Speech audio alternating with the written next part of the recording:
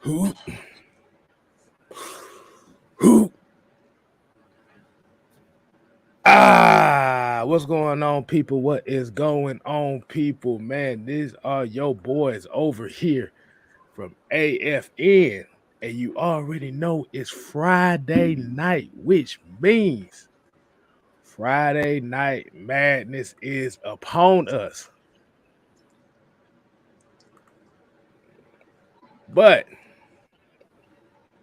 before we go ahead and start it, oh shit. Hold, my bad, y'all. My screen was acting stupid. So hey, I'm your boy, Six Man KStylzz, aka the fullback of AFN. And to the stage left over here, as you know him as the mad scientist, the concoctor of all that is evil, but true. Mad Mike Sports, aka the great one. What's going on, Mike? How we feeling today, man? I'm good, but I'm sure somebody gonna come with the bullshit. So get ready for it. Hey, just look, just as long as we open these lines and they willing to come on, I'm all good for it. Mm-hmm. But before we start this show, I want everybody, Mike, what do we do before we normally start this show? Hmm. Hold on, let me. Real? The Oh, real? roll cow. Y'all already know what the deal is. If you don't know by now, you better get with the program. Today's roll call is gonna be featuring Noah Mm-hmm. Tyndale. Shouts out to Noah. Yeah, as you see, he got some big stuff going on. So make sure y'all show Noah Tyndale some Just love. a little bit. Just a little bit of love. Just enough love to keep him here. Joseph Thornton, he's up in here. That's my homie, Mr. Motivator as well. We got Floyd Donnelly.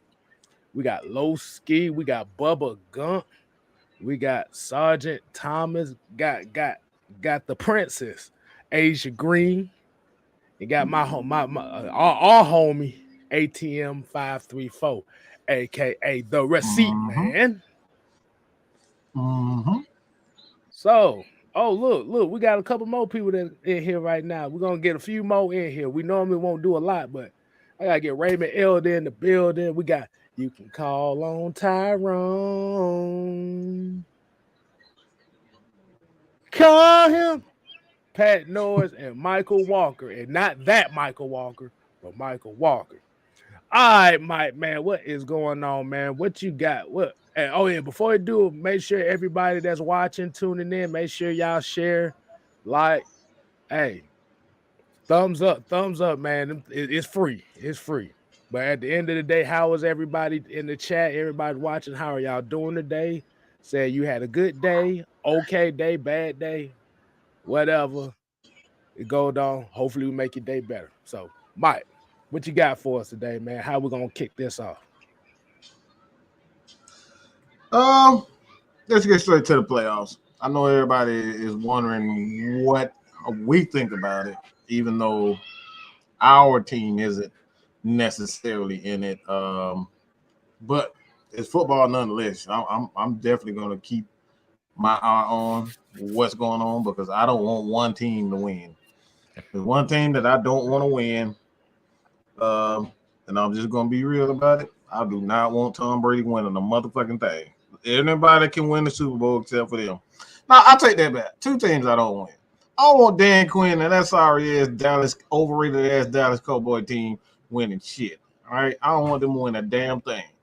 As long as Tom Brady and Dallas don't win, I'm happy. I'm good. So I've given away the predictions already. We're gonna go in a little bit more detail as far as the predictions for the playoff, the wild card. The first game, Raiders and Bengals. Raiders and I'm Bengals. Yeah, you go with that one. That'll be Saturday. For those that don't know, it'll be Saturday at 4:30 NBC. So you want to give a breakdown on that game? All right. Let's see. Raiders, Bengals. Bengals being the surprise team of the NFL this year. As you know, they are the NFC North champions. I mean, AFC North champions. Correction. Mhm. Now, they done took a lot of people by surprise by the record that they have. Jamar Chase done lit this league up as far as the wide receiver position, being one of the top 5 receiving yards guys in this league. So they're very explosive. Oakland, they just now getting there. They got to work Darren Waller back in the offense, and you don't really have a lot of those explosive pieces. But a guy like Hunter Renfrow, think about a name like that, Hunter Renfrow. You don't think nothing of him, but for some reason he'll always surprise you. But both defenses are kind of okay, right around that middle of the pack type defenses. But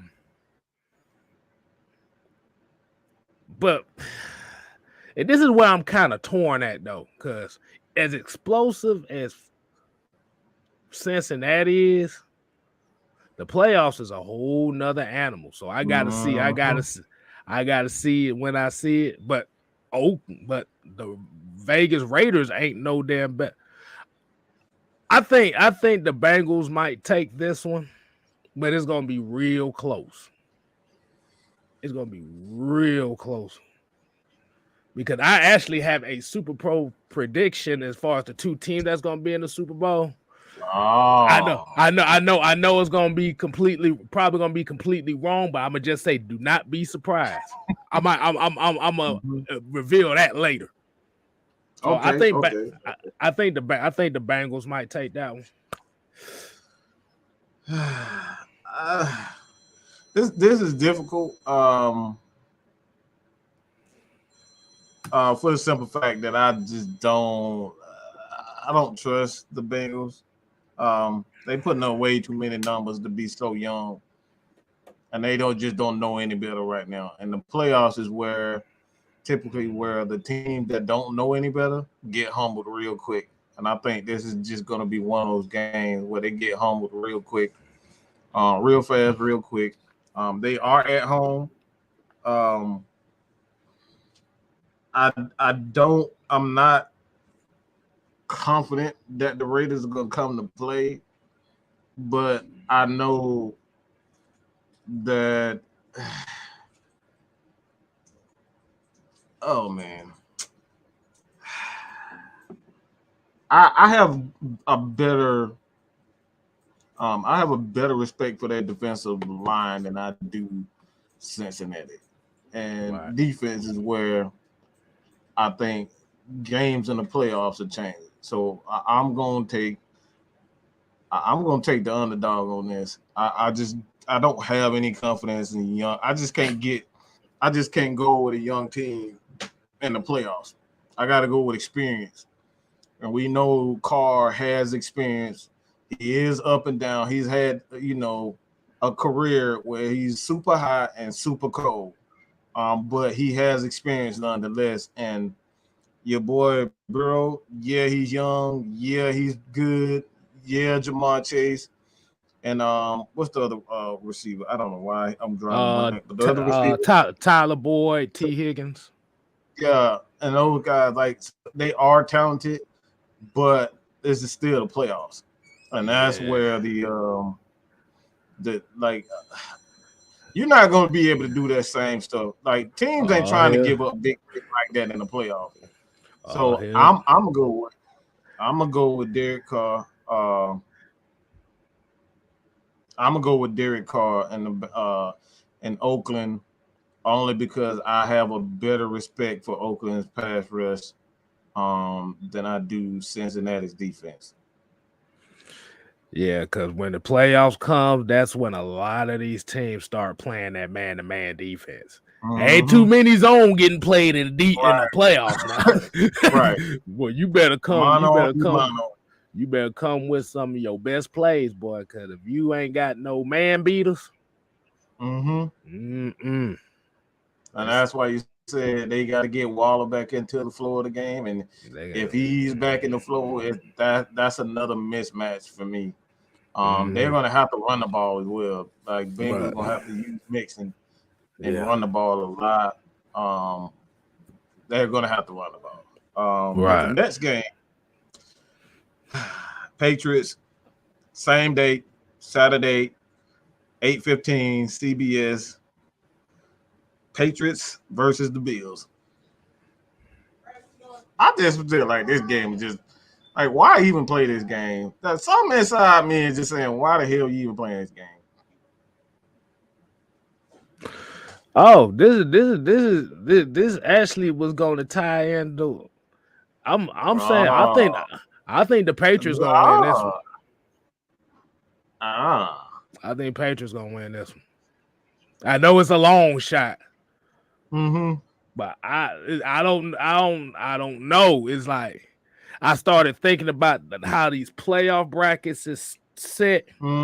Set, yeah. And there's way too many storylines in these playoffs. I don't know why, but it's like my conspiracy theory senses be tick. Now we on. We seeing eye to eye now. We seeing eye to eye. My conspiracy theory. I really got where you going. I got where you going now. I feel you. I think you might be feeling what I'm saying. I feel where you going. Yeah. You want me to just say it right now, just to get it over with? Let's go and get it out the way. Just get it out the way. Get it out the way. I think the Patriots gonna beat the Buccaneers. I think the Patriots gonna beat the Buccaneers in the Super Bowl. Man,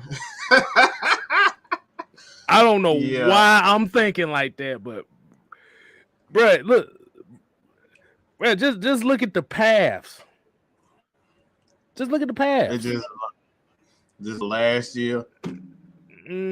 Last year, what happened, and then Tom Brady. I mean, they end up getting a young stud that's supposed to be the new Tom Brady up in New England, and Tom Brady, like, look, man, it just spills that. And that's actually why I said what I said about this game. Why even play it? So if we complete morons as far as this game is concerned, if we end up being totally wrong and the Patriots end up losing. Shit. That's why it's called a damn theory. right, a theory. Yeah. So I'm gonna go with the Patriots because I just don't believe in Josh Allen. I think Josh Allen is I think he is what you call a trend. I think that's basically what he is. He hasn't shown me that he can be a quarterback. He's a trend. What I mean by trend is the trend in the NFL now is everybody can run fast. That just be fun. That just be everybody who play quarterback, you can run the ball fast, whether you white, black, Hispanic, Asian, they're going to put a ball in your hand and say, go. That's why I see it. I don't believe him as a quarterback until he proves me wrong as a quarterback. And hear what I'm saying, as a quarterback. As a quarterback. I need him to prove me. All right, so until he proves me wrong about being a quarterback, all right, quarterback, right? That's the back of a quarter. Look, quarterback, and that's it. He needs to prove me wrong as a quarterback. All you cocksuckers out here up here talking about he's a trend. That's exactly what he is. He's a damn trend. All right. He ain't proved a damn thing that he can beat teams in that sorry ass division. What the hell has he proved? He won 2 playoff games last year. Y'all already naming him one of the greatest quarterbacks. He got $200 million for no damn reason. All right, what the fuck you get $200 million for? He ain't won an MVP. Okay. He ain't barely won a playoff game. And then you throw $200 million at him, and now, like, this is stuff we talking about. Y'all be making these. Hey, look, I'm about to say, if he got $200 million, that means damn Lamar Jackson about to get 250. That's what I'm talking about. I'm just saying. But yeah, breaking down this game, looks like 9 times out of 10 they playing in Buffalo, so they playing in Buffalo. Like I said, you got 2 cold weather teams. We don't know how the weather's gonna be. The Patriots got the running game. Buffalo's running game is Josh Allen. Them hits come harder in the playoffs. And that's the problem. That's the problem. Like I said, everybody's so infatuated with his run, his legs, and the way he can run. But y'all forgot. Somehow y'all conveniently forgot he threw 3 picks against the Falcons. Oh, but it was snowing. He was doing that before he played the Falcons too, when it wasn't snowing. Yeah. I mean, like you said, he's like you said, it's gonna come down. It's gonna come down to it's gonna come. It's like this game is really gonna come down to Josh Allen. Can he limit those mistakes? Can he? Because if he can't limit those mistakes and he start pressing in the playoffs, Buffalo ain't got a chance in this game. Like I said, New England, they're not going to take too many. They're not going to have Matt Jones take too many chances like that.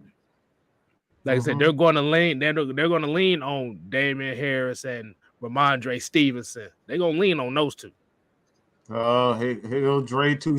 Boy, that must be your fantasy buddy or something. He probably don't want you some money. In fact, man, you capping for that man like I ain't never seen in my life. Yeah, that one throw he put through. The man threw.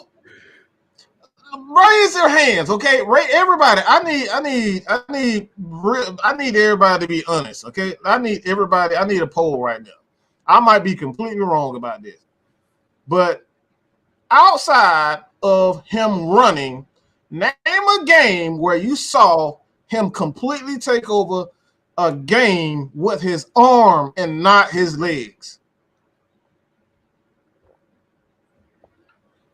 Again, I need everybody to name a game where he took over a game with his arm, throwing the ball and not running. Not, he's on a run and then he throws the ball deep. I need him standing in the pocket, actually being a quarterback. Do you have one, Kevin? I mean, I can't think one on the top of my head, but like I said, he ain't no complete bum. Like you said, I didn't say no. This is what when we start talking like this is when people think that we. That's what people be thinking, bums. Right? They be thinking, okay, we're saying they're complete bums. They're not bums. Yeah. Like I said, I think he had a couple games like that this year. I can't name the teams right off of my head. But the main ones that we do remember is the fact that they lost to Jacksonville 9-6. And he threw 3 interceptions against the Falcons. But this is what I said with Josh Allen. It's going to come down to him. Like I said, he can run the ball. But the problem is they're going to make you New England is going to try to make him throw the ball. He will lollipop one to you. So he got to cut them damn mistakes out. But yeah, I say New England win this game. Because he's like I said, he's a gunslinger, and like I said, once he gets to the mode where he gets that one pass through 3 defenders, he's gonna try to do it all game. We don't do it all the time. Yep. And like I said, Mac Jones, he's taking what the defense gives him already. He's just a safe quarterback right now. He's really just a game manager. But he's not making as many mistakes. He's not making many mistakes, neither.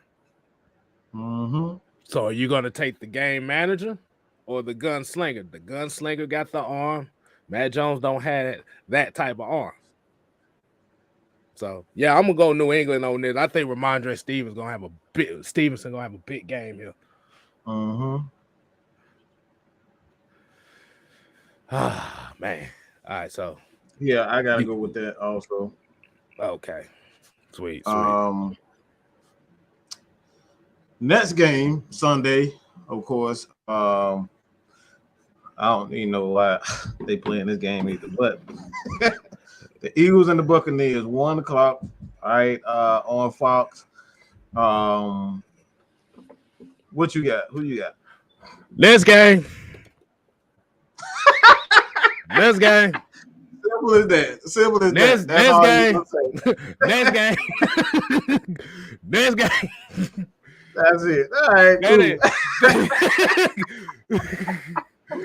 They gonna think we disrespected the Eagles like that, but bruh, you talk about Tom Brady in the playoffs, boy. They not finna let him lose in the first round, not against the Eagles.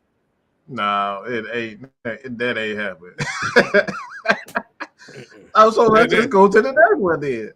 Only thing I'm gonna say is that game you're gonna see some outrageous penalties called. I'm gonna just say that you're gonna see some penalties you ain't never seen being called before in that game. So next game. I'm not even gonna give my opinion because you just spoke for me. All right, you just spoke for me. I ain't no use to even saying anything about that. 49ers Cowboys. I think this is the game that everybody's intrigued by. It's Sunday, 4:30 on CBS. Who you got on that? Let's see. We got a renewal of a 90s rivalry, a 90s rivalry with the Cowboys and the 49ers. We got the Cowboys, 49ers. I think the 49ers are going to take this one. And not because I don't want to see Dan Quinn win. I think the thing is, as statistically good that defense has been, they are kind of up and down. Like I said, when we look at the defense, okay, you got Michael Parsons, who's first team All-Pro this year. You got Trevon Diggs, who's first team All-Pro. Mm-hmm. But the issue you're going to see is, how is this defense going to be able to handle a team that's going to be, like I said, San Francisco doesn't attack the outside. I mean, they do, but what's going to be their answer? What's going to be Dallas's answer for George Kittle? You going to put Trevon Diggs in the middle of the field to guard George Kittle? You going to put really you going Damn. Yeah, that's what I said. You gonna put Trevon Diggs on George Kittle? Yeah. You're gonna destroy that whole defense if you pull that off. That defense will get destroyed. And Keanu Neal is out, as far as the injury report is saying. Mm-hmm. Right. So, yeah. You gonna trust Michael Parsons to check George Kittle? Mm-hmm. Because Debo Samuel, he, like you said, and we say this about Cordero Patterson and the versatility that he has. Like I said, Debo Samuel is a more physical version, and he's a younger version, so that's why you see him taking that physicality now. Mm-hmm. He's gonna be too physical for these corners. I mean, Yeah, if the 49ers leading on the running game, play action, the George Kittle and Deebo Samuel. I mean, 49ers defense is good. If they just keep Dallas's offense off the field, limit their plays and possession times and stuff like that, can this Dallas offense really sustain that momentum? Can they sustain that explosiveness? Mm-hmm. Yep. Shout out to J. Rock for life. He said Niners gonna run it down their throats. Mm-hmm. They gonna run a train down that motherfucking defense, boy. I'm telling you. I'm telling you. Y'all remember the Godfather back in the day when the whole train like that's gonna be the 49ers right now. Oh, but yeah. I don't see this game being I just don't know if they can match the physicality that the Niners are going to play with. That's a physical team. The Dallas Cowboys, they're talented, but they're extremely light in the pants as far as their physicality is concerned. They don't have a lot of physical guys that can stand up to that pounding that San Francisco can offer. But the Cowboys, the Niners got to do one thing though. They can't turn the ball over. If they come in the game and they're not turning the ball over, they're gonna easily win this game, in my opinion. I think they're gonna control the clock. They're gonna run it, and they're just gonna use Deebo Samuels till he can't goddamn walk or run no more. He can't crawl. He ain't gonna be able to crawl out. They're just gonna use him every step of the way. Him and Kittle. I just don't think physically they can withstand that type of punishment solely if they cannot. They have to take care of the ball. They take care of the ball, it's going to be an easy win for the Niners. And not because I want them to lose because of Dan Quinn. I just don't think physically they can match up with the Niners. Yeah. Now, if the 49ers get to a point where they have to throw the ball 40 times a game, 49ers gonna get blown out if they throw the ball 40 plus times. If Jimmy G has to throw the ball more than 36 times, 49ers gonna get blown out. I got a question. You think you're gonna see that? Like looking at Trey Lance. You think we'll see a Trey Lance sighting in this game? I think you will.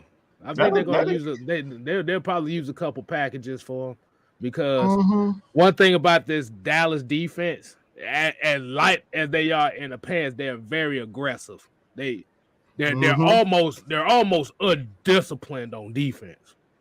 The way that they move around, they kind of undisciplined. Because if you look at Michael Parsons and you look how they use him, he's literally everywhere, but you don't see him in coverage like that. So if you get a situation to where if you isolate him and able to use that running game to not only protect Jimmy G, like I said, Trey Lance. Hey, I think Trey Lance might throw a bomb this game. They might pull something out. They might pull something out their ass on this one. They might throw a little trick, reverse pass, have Trey Lance lined up outside, and just throw a bomb downfield. And then let it be against Trevon Diggs over aggressive, bite on a double move ass.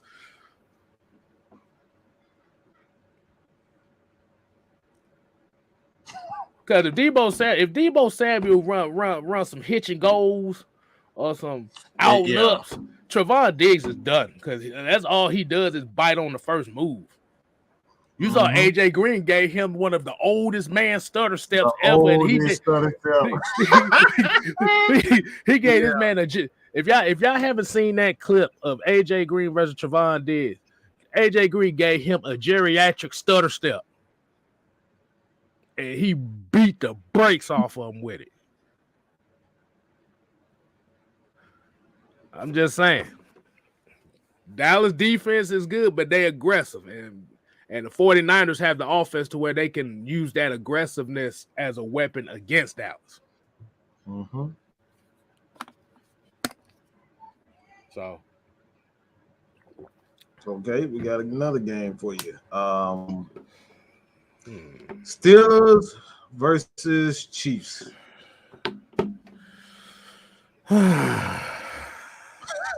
This is a difficult. I'm not gonna lie. I think this is a difficult one. This could go in. This gonna throw the whole player. Yeah, this is. Go ahead. Goddamn Ben can't throw past 3 yards no more. Right. They gotta rely on TJ Watt to create sacks and turnovers. I got Patrick Mahomes. You know, they play backyard football over there, and 2 deep safeties I think they got a little bit better against the 2 safety defenses, but you haven't really seen them be as prolific as they used to, as they was a couple years ago. Because them 2 deep safety looks, and that's one thing. That's one thing Pittsburgh does well on. They do on defense. They throw a lot of two deep safeties. Mm-hmm.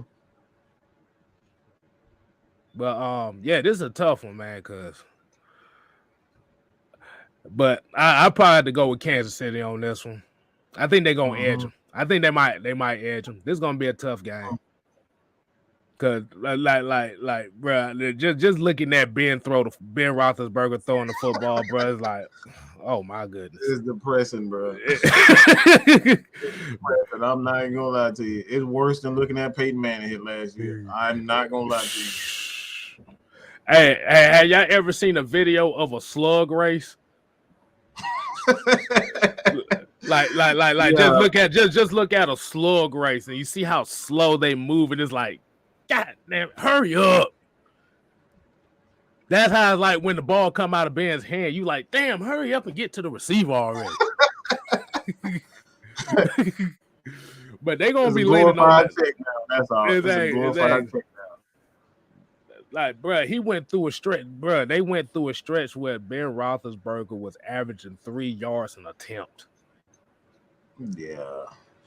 But they're gonna lean on Najee Harris. They're gonna have to lean on Najee Harris if they're gonna stand a chance. But I think Kansas City might have a little, I think they might have a little bit too much firepower, because one thing I know about Kansas City in the playoffs, they like to throw a lot of those bunch formations. Them trick. They like to throw a little bit of them trick concepts on people, where you'll have Travis Kelce lined up bunch, and then all of a sudden you'll see him, when the height comes, he'll run behind the line and they go straight through the line like a motherfucker. Like, wait a minute, where the fuck this route come from? Making up routes. I'm like, this dude literally just ran a draw play route. I've never seen a draw route before. He ran a draw route. But yeah, I think Kansas City got too much firepower for him. And like I said, if Kansas City get up big, oh, you can kiss this game goodbye, because Ben ain't throwing your ass back in the game. Not right now. Yeah. Now, if it's close, like a 3-point game, Pittsburgh got a chance. But if Kansas City pulls out a 17-0 lead, they might like that man said, throw in the damn towel. Yeah, they ought to throw in that towel. It's like, I don't know if y'all remember this quarterback, but it's like watching Steve McMahon goddamn throwing the football for the Lions. No. Oh my that God, shit was terrible. See, y'all don't want to know what that looks like. Hey, I'm about to say, for my Falcon fans, do you remember Kirk Kittner throwing the football? Do you remember Doug Johnson throwing the football? This is what Ben Roethlisberger look like right now. Yeah. Go ahead, Mike. No, I think you're right on. I like Steelers just, man. They look like a team that was a little bit too loyal. They look like a team right now that was just a little bit too loyal. What I mean by that, they ain't have no damn business not drafting a quarterback. I don't know why they did that. But boy, if you don't get out of here, go.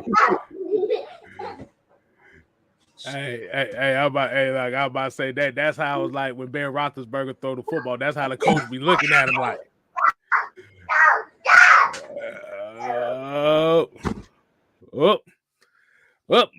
Somebody's about to get their ass whooped.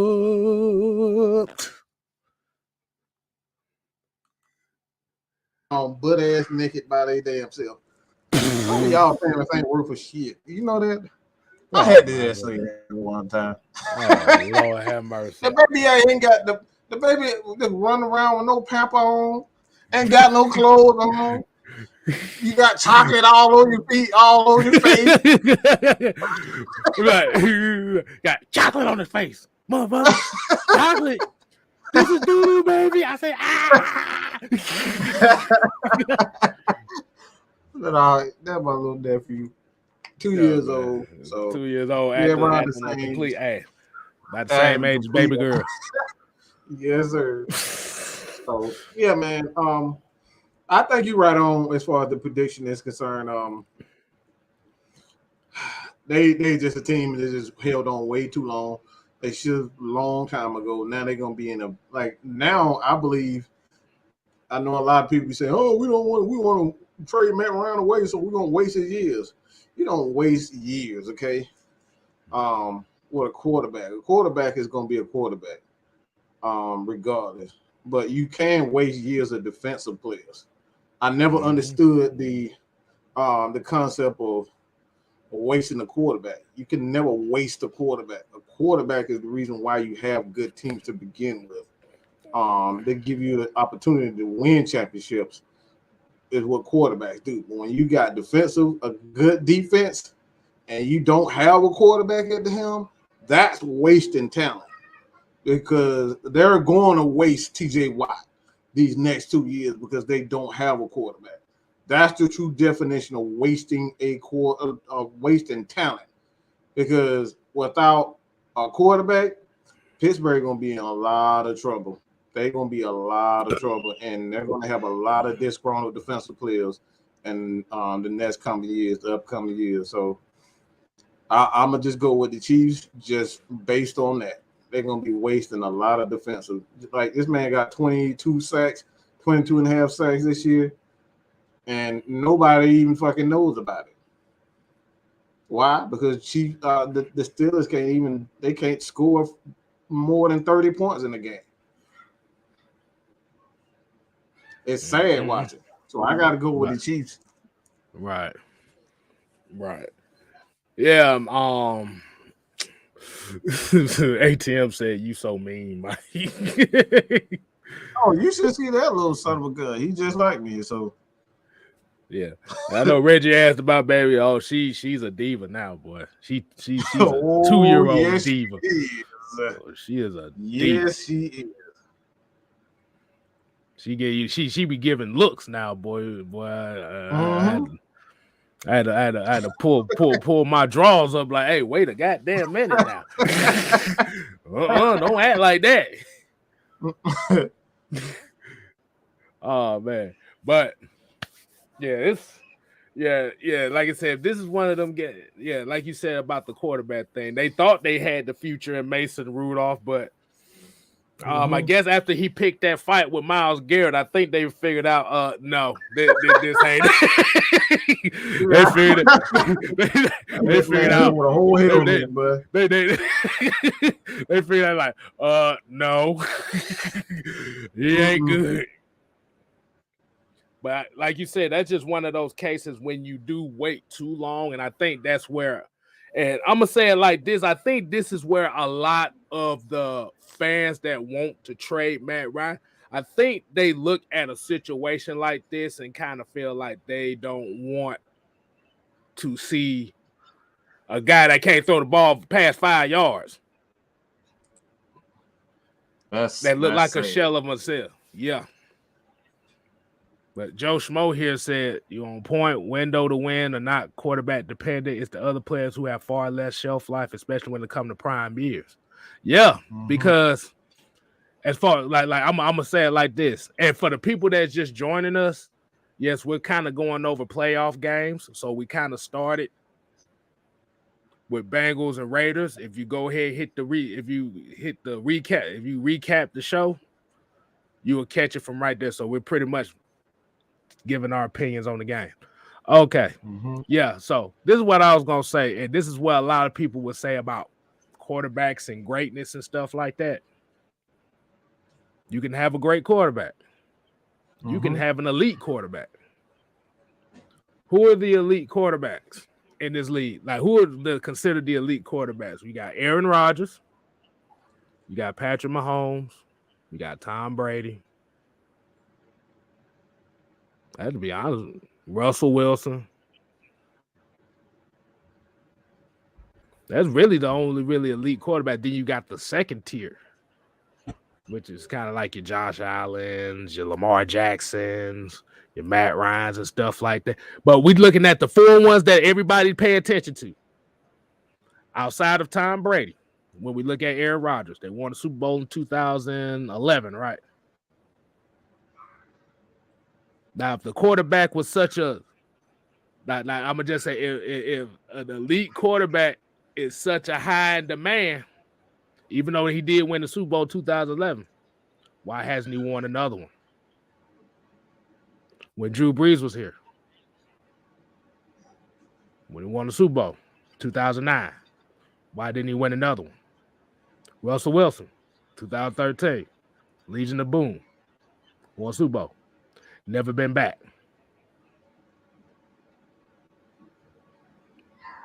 Because while we got ESPN and Fox Sports and stuff is hyping quarterbacks to think the quarterbacks is the only thing that you need in order to win games, it's a big part. It's a good part of it. You got to have good quarterback play, but your other phases of your team has to play well. You got to be on the right street, because if that's the case, if we're judging on Super Bowls, Eli Manning better than Aaron Rodgers and Drew Brees combined if you're just going to base it on Super Bowls.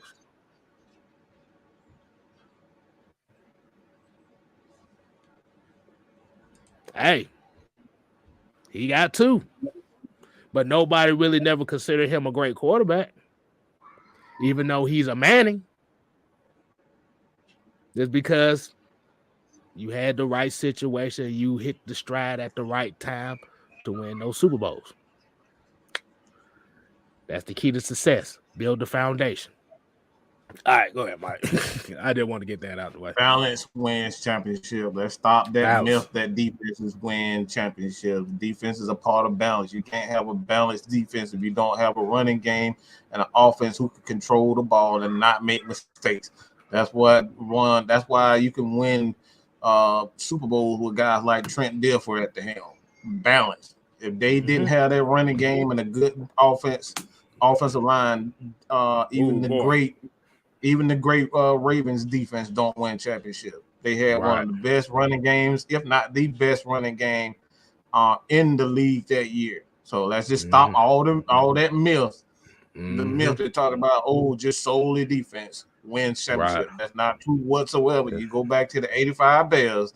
The reason why the 85 Bears really won champipionships and they had such a dominant year is because they had Walter Payton in that offensive line, right? So let's just keep it real. All that.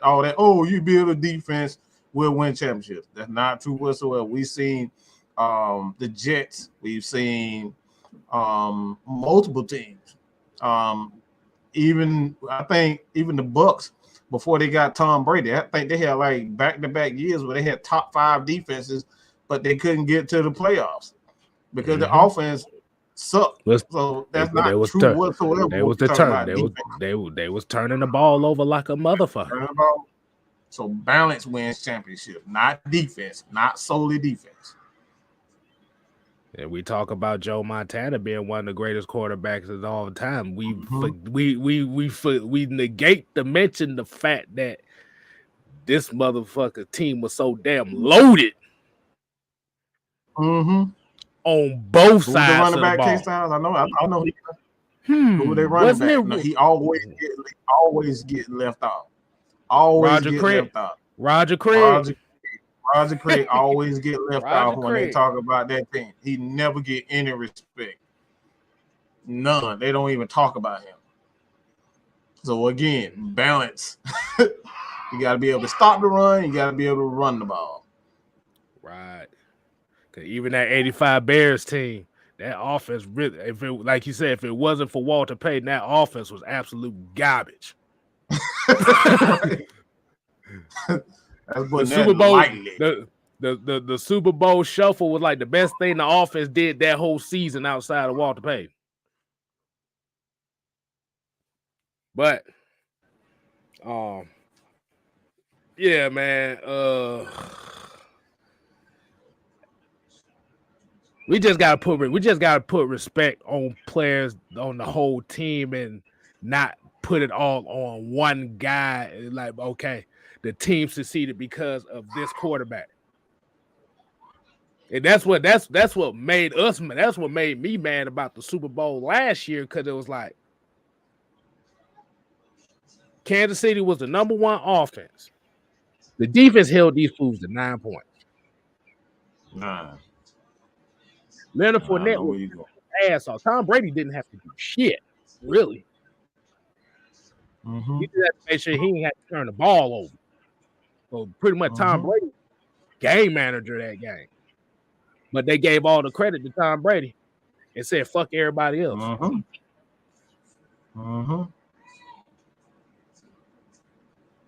And and I think that's our fault as fans too, because we want to see, like I said, when we think of quarterback, we think of the highest paid position in the game.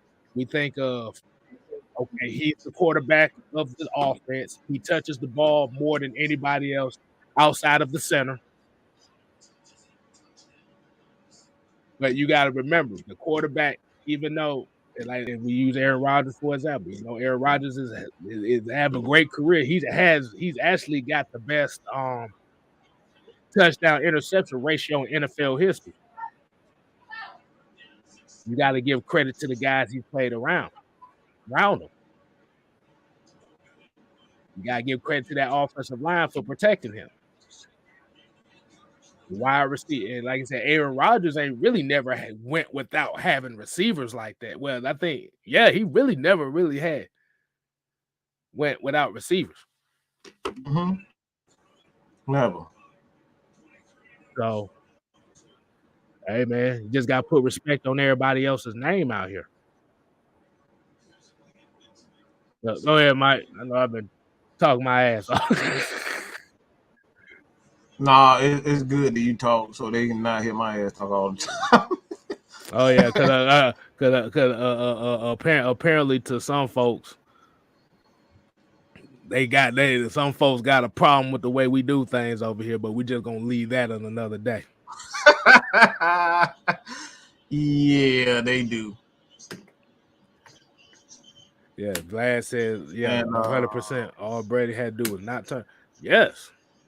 And yeah, you could say Kansas City didn't have their tackles in there and stuff like that. But you have to blame Andy Reid for that. If you didn't have your tackles, why the hell is you trying to throw the ball deep every damn play? Game planning, play call, stubborn, ego. I got this player. That's the same thing that Dan Quinn felt. He fell in that same loop. The Falcons, they feel that same. I got Julio, I got Matt, I got Calvin, I got Grady. I can do what I want to do. Right. Eventually, I'm gonna get hot. That's their whole thinking. Right. Instead of taking what the defense give you. Exactly. Because they had it. Because if Kansas City would have played, if they would have played the intermediate game, that game, we'd have been talking a whole different ball game. But shoulda, woulda, coulda. Got your ass whooped in the Super Bowl. That's all I gotta say on that. All right. So we got any other games we want to talk about? We got the Cardinals and Rams. Cardinals and Rams. Let's see how we think about this. Cardinals and Rams. I just said like this: the Rams better goddamn win. DeAndre Hopkins ain't gonna be in. He's not gonna play this game. The Rams literally spent all their money and all their draft picks to put this team together. They better damn win.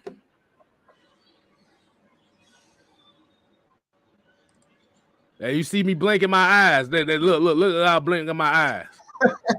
They better win. They ain't got no choice. You done gave up so many draft picks to put this team together and so much money. You ain't got a choice. Then I gave away all their draft picks. Damn, that spent all their money just to go all out this year. Right. And like I said, and the Cardinals are real iffy to me. Like even though they have like an 11-5 record, that 11-5 record, 11-6. I forgot the 18 games. 11-6. It's that Cardinals team is real iffy, especially when it comes to late in the season. They always trip over that speed bump when it comes around this time of the year. I don't know. I don't know if it's the offense that they run, that running gun, that air raid offense or something. Yes, it is. It ain't nothing but a glorified RPO system. That's pretty much what it is. And when they want to really pass the ball, they roll him out. Right. Yeah. So it's really not a variety there. And what'd you call him, Miss Thang over there, Jalen Ramsey, Miss Thang as you call him. Oh man, yeah. He's gonna shut his side down. But the thing is, are they gonna be? Can the Cardinals protect Kyler Murray long enough to make a play? That's what's gonna come down to. Can they protect him enough to make a play?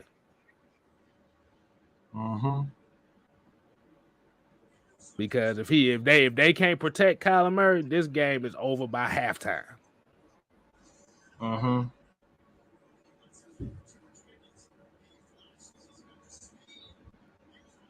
And Cooper Kupp, everybody saying Cooper Kupp running rough shot through everybody's defense this year. Man, somebody make him choke on some popcorn seeds or something, boy. If you don't shut up about this quarterback. Oh no, he can't. No, okay. I would tell you. That's the only. Like Rain Man, right? That's the only word he knows. Look. I'm gonna say it like this.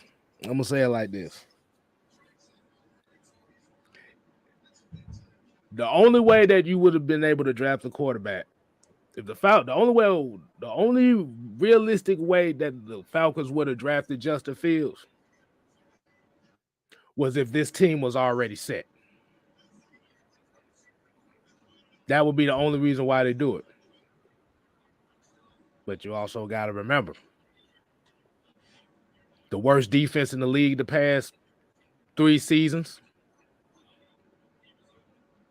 But before this year, they was literally the worst defense in this league the past in 3 consecutive seasons.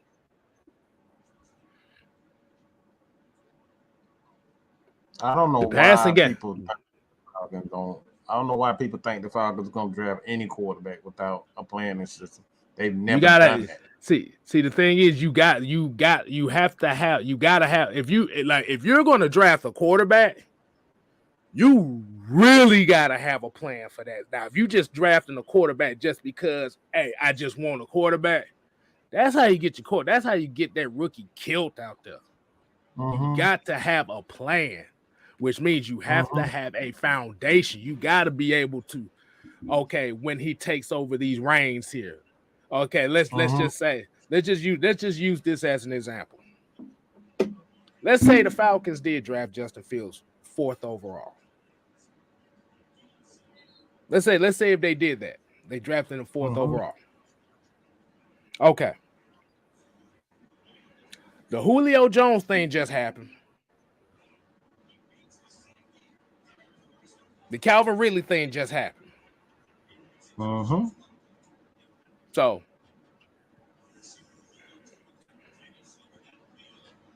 now you have a situation to where not only did you put Matt Ryan in the failure, but if you decide to bring that rookie quarterback in, now you putting him in danger because now you don't have the weapons. Cordero Patterson might not be the same exact guy y'all seen this year. Like I said, if it wasn't for Kyle Pitts, to be honest with you, I don't think Cordero Patterson gets the 1,000 combined yards this year. He was a journeyman for a reason.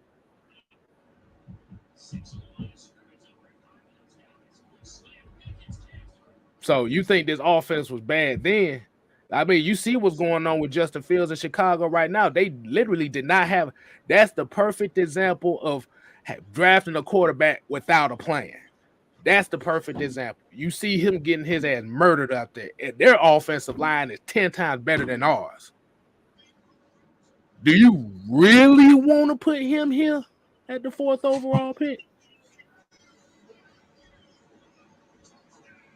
I'm just gonna, and and like I said, when we do the call-in part, and for the people that want to draft the next quarterback, that's gonna be the question right there.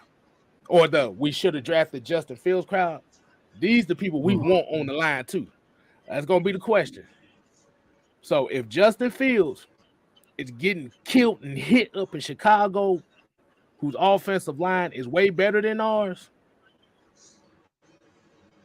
As a matter of fact, I need to see something because I saw something. Devontae actually sent me something about the pressure sack and pressure ratio, and I believe the Bears, Justin Fields, what basically means if he's elusive or not. And I think he was ranked first. I know he was bottom 3. I can get that pulled up, but he's not very good at being elusive. Yeah, it's we say this all the time. Just because you fast don't mean you good, okay? And Matt Ryan and Tom Brady are actually, as far as elusiveness, people equate you being fast and you be able to run fast that you elusive. It's actually the complete opposite. A lot of guys who are fast, they try to use their speed to get away rather than using their foot quickness, being able to step up in the pocket, go left, go right, feel Matt Ryan is actually 15th on sack pressure ratio, and Justin Fields is 28th in the league. That's at the bottom of his sack pressure ratio. So basically what that means is quarterbacks are being elusive. When they get pressured, can they get away, and are they getting sacked? And Matt Ryan is actually in the again, he's 15th, and Justin Fields is actually 28th in the league with 29%. But that's all. But that comes down to pocket awareness. That comes down to pocket quickness, being able to move your feet in the pocket. This is an area Justin Fields has to develop. Because if you look at Justin Fields, like I said, we just gonna use Justin Fields just as what we've seen in Chicago. And I knew he was gonna get. Let me clarify this too. It's when he gets pressured. So snaps means nothing in this. When he gets pressured, that's the percentage. So it's not the amount of snaps. is when he's in the. That's how many that like he's getting pressured 29% of the time, and he can escape. Right. So his is actually a lot higher. His sack pressure rate is actually higher versus a guy like Matt Ryan, and that's Trevor Lawrence. I believe he is 5th. Josh Allen is 1st. When he is. So when Josh Allen is pressured, and a lot of that does have to do with the amount of time as far as dropbacks, passing the ball. What the hell? I don't know what this happened. Oh Lord, my screen just went black. Your screen went. Well, again, I think the Justin Field crowd got mad at you. What? Why we take this? See, I think this is one of them things where we're gonna need kind of like one of those intermission videos. Hold on. We're gonna take a quick little intermission. Hold on. Let me see if it's on here. Is it on here? Nah, it ain't on this one. Shit. Yeah, we need a quick. We need to do a quick intermission video, but yeah. So Daniel in here said Jacoby Brissett only ran a 4.9 and he's very elusive. Speed is just a small factor.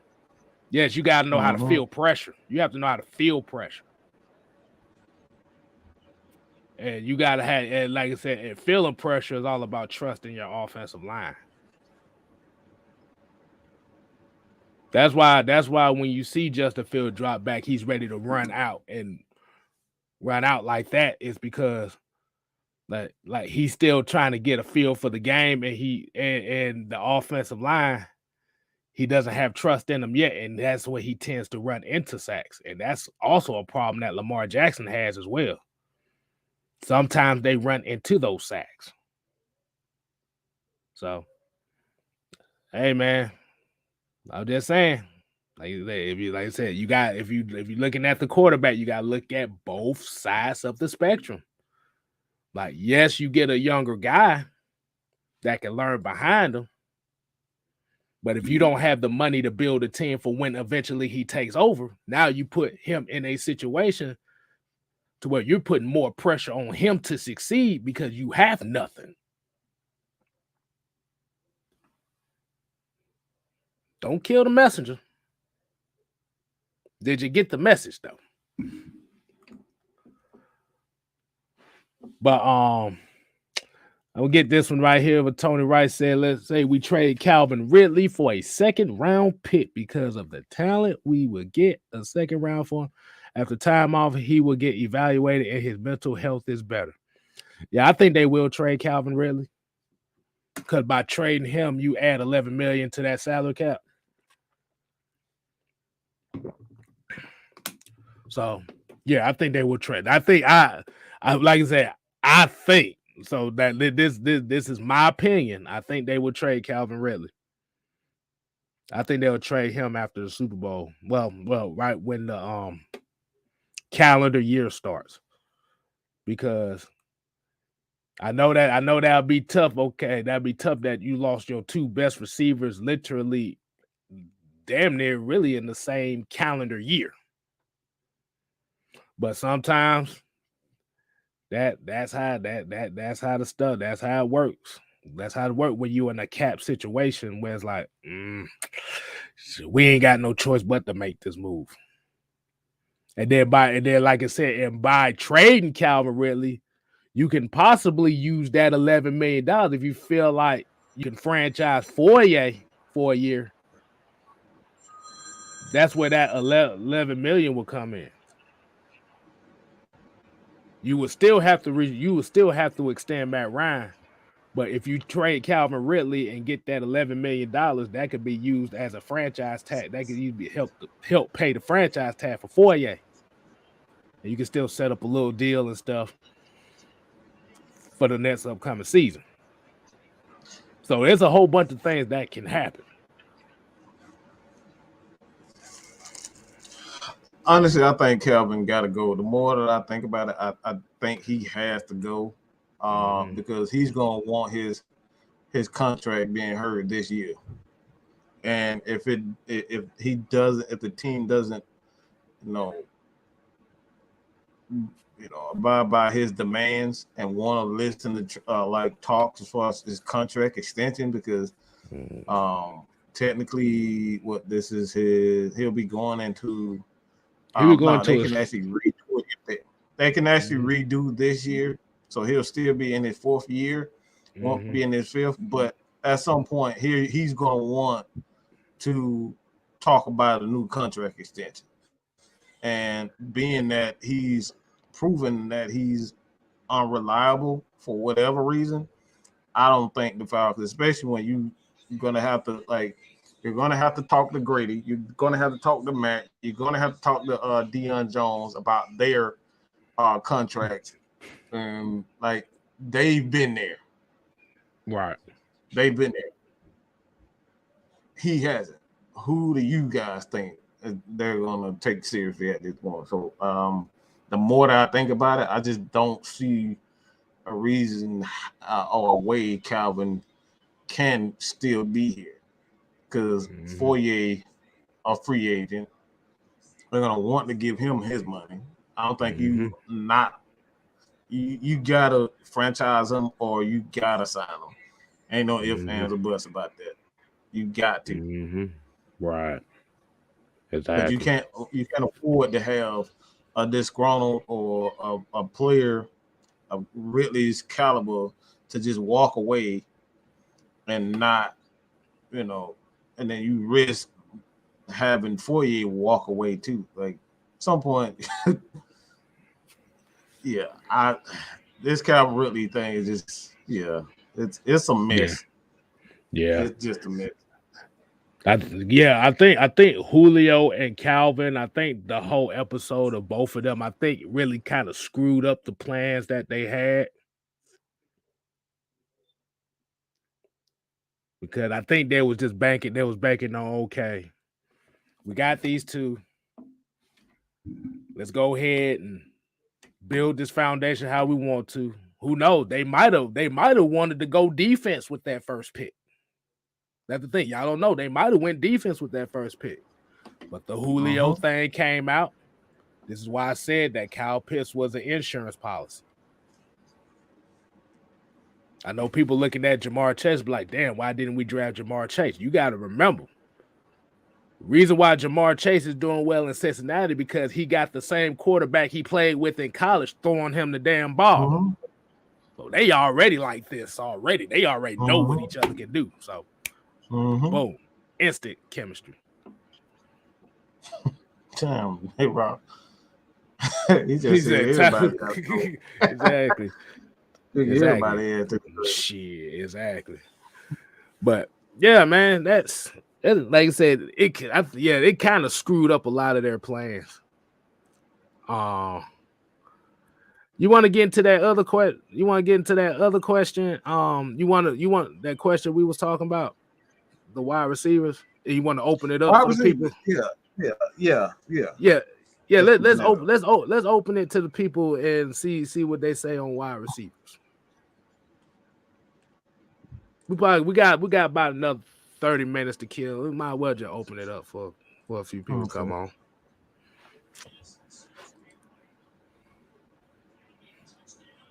All right, y'all. So we're gonna open the lines up tonight.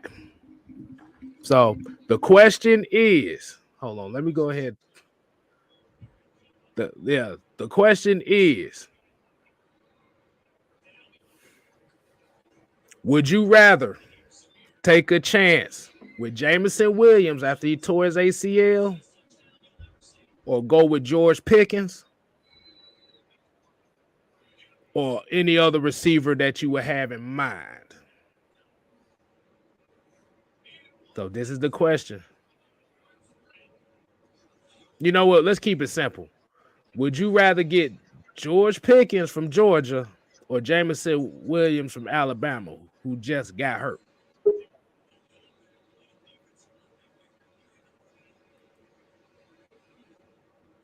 Or if you want to trade Matt Ryan, you can get on him, voice your opinion on that too. I want to make sure I put that out there. So because we got too many of them folks running. But how we gonna do it this time? We're gonna do it one at a time. So if a lot of people come at one time, we're gonna do it at one at a time. All right. All right, Trucker. You ready? Give me a thumbs up if you're ready. All right. What's going on, man? What is going on? Nothing much. How are y'all doing? Oh, we doing good, man. How you doing? I'm doing all right. I just found the show a few minutes ago, so I've been behind on what's going on. But here's what I would say the Falcons should do. I would say, like, no disrespect to Jameson Williams, but I would take Pickens because I do feel like he's a teeny bit better, like, at his best. Okay. You feel like oh, my bad. I do agree with the Falcons' method of just drafting for valuable players and not for needs. Like, I would say get another weapon. Okay. Because here's my point of view. Like, no matter if the Falcons are playing a defense like the Saints, Falcons are going to score points. They're going to score at least 20 points. Okay. Like it's weird. The Saints defense, like, goes out and, like, shuts out Tampa Bay, holds Green Bay out of the end zone, but the Falcons score 20 to 30 points. Like, it's a great rivalry. So the only way the Saints can keep up with the Falcons is if the Saints score points, like y'all said last year as well. Okay.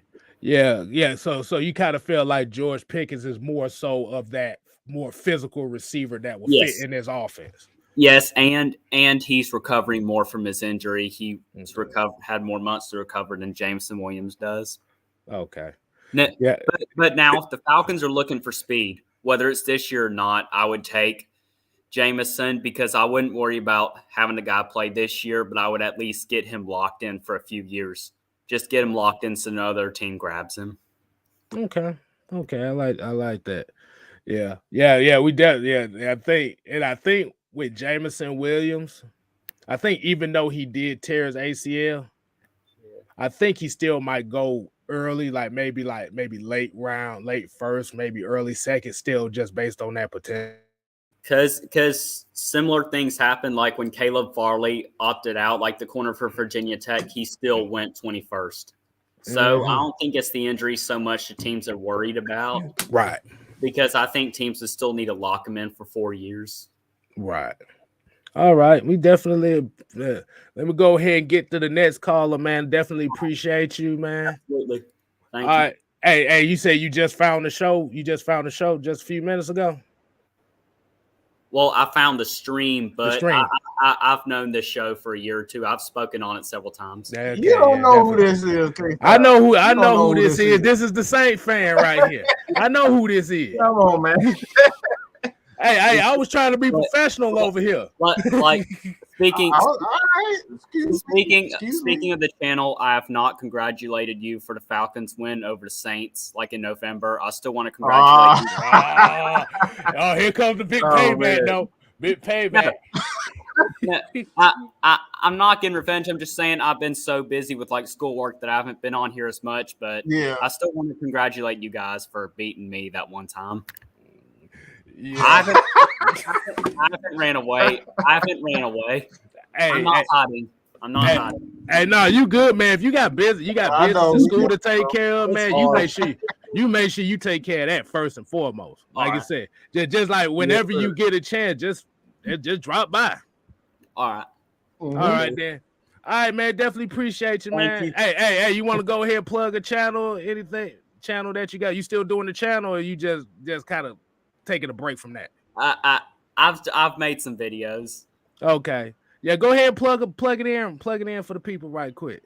Wait, what do you mean plug it? Like put the No, I'm just saying let them know what channel you got so they can go check your videos out. All right, my channel's Truck Pepper. After I leave, I'm gonna put a link in the chat. Okay. Which channel do I put the link in? KStylzz, Mad Mike, or you can do Mad Mike because most of everybody is on that channel right now anyway. So. Cause either way, this all gonna come down and you're gonna see the same thing. So all right, thank you guys. All right then, man. You take it easy, man. All right, you too. Bye. All right, dude. Well, I ain't seen him in a while, boy. I'm like, wait a minute. Yeah, it's been a minute, man. All right. Hey, Darren, man, you good over there, man? He look like he Thumbs got up. some moonshine or something. We got some drink. You good there? You ready? Oh, I'm trying to hydrate. That'll be. Hey man, what's going on, man? How you doing, man? I'm good, y'all boy. How y'all doing, man? Oh, we good, man. What you got for us, man? If I had the decision, man, I'd probably go with Pickens because the injury right now, man, that hurt right there. So close to the end of the season. You know what I'm saying? That hurt right there. You know what I'm saying?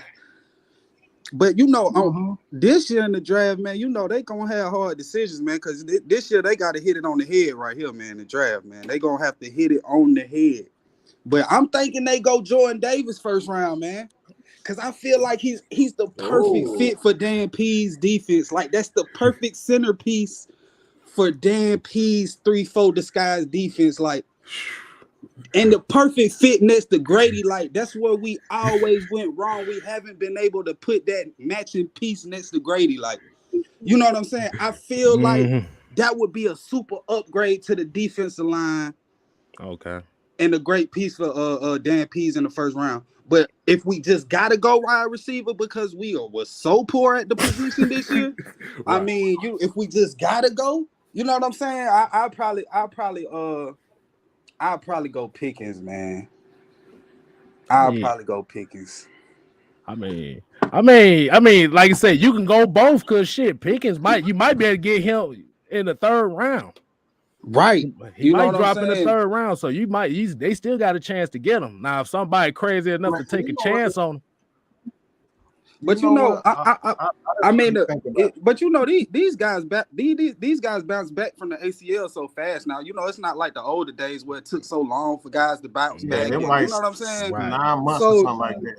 Yeah, right. The therapy and all that, and it's way better now. So, I mean, the boy from Alabama, cold. Don't get me wrong, but you got to think about that injury, man. You got to think about that. Nah. Hey, look. I was about to say, damn that. When I saw that block Jordan Pickens put in that Michigan game, I said, I'd rather take you know who he remind me of? I'm gonna say this real quick. You know who he remind me of? You know who he remind me of? He remind me of Steve Smith, bro. Pickens remind me of Steve Smith. He ain't a big dude, but he got that dog. He got that big dude energy. And that's what I like. He got that dog, man, Mike. Man, that motherfucker. When I saw that block against Michigan, I said, "Yep, that's what we need right there." and look, and Darren, you said the perfect thing about Jordan Davis. He is a centerpiece. You know what I'm saying? We just we just need that one centerpiece. We could just, that foundation, that center block. You know what I'm saying? See, because hey, say that again in the back. You just said the right word, man. What do you say? They need the foundation. The foundation. You know what I'm saying? That foundation. And see, I don't know how y'all feel about that. Would that be reaching Jordan Davis going first round like that? I don't. You know what I'm saying? I don't know. See, that's the thing. We don't know. We really don't know. You know what I'm saying? Because the big names right now, as far as defensive linemen, is Kevon Thibodeau, Aiden Hutchinson, Demetrian Neal. So it's like we don't know because it's like Kevon Thibodeau. Everybody talking big about this guy, but this dude basically looks like Vic Beasley out there. Like, do you really trust that right now? Do we want to go that route again? No, we ain't going that route. That. No, like I said, I'm a big Devontae Wyatt fan, but if it gets to an opportunity where you can get a Jordan Davis, hey man, I need Ted Washington Jr. out there. We need him. We haven't had Ted Washington Jr. in a long. We ain't had Grady Jackson Jr. in a long time, bro. Right. And see, I feel like that'll just beef up the defense a little bit, and that'll reboot Dion a little bit, because I think Dion get caught up in blocks a little bit because we're not big on the defensive line. When you got speedy linebackers like that, man, you gotta have them beefy boys. You gotta have them beefy boys at the defensive line so they can, fill up blockers, man. Dion get ate up a lot of times, man, and we need that centerpiece next to Grady, definitely, man. We need to beef up on the line. Hold up, Lord. I want to thank you because got somebody with some sense that saying the same thing we've been saying for the longest You time. was thinking the same thing I'm saying. You thinking the same? You like, bro, you literally are saying the same stuff we've been thinking. Right. You know what I'm saying? Yeah. I'm enjoying your commentary. I'm enjoying what you're saying right now because we've been saying this for, months. I've been saying this for months at this point. Like, yeah, like that. How the hell y'all think he shoulder tackling? He shoulder tackling because he getting caught up in them big ass dudes. Right. You know what I'm saying? Have you ran into a 306-fold, 330-pound guy before? Have y'all ever ran into one of them before? Right. Because you got to think, Jordan Davis, he gonna demand a double team. So what you gonna do with Grady? Mm-hmm. You didn't want to say what you gonna do with Grady? And then that'll reboot a Louis Kahn and Dion to really be able to play with the speed that they want to play with. You did what I'm saying? Yeah.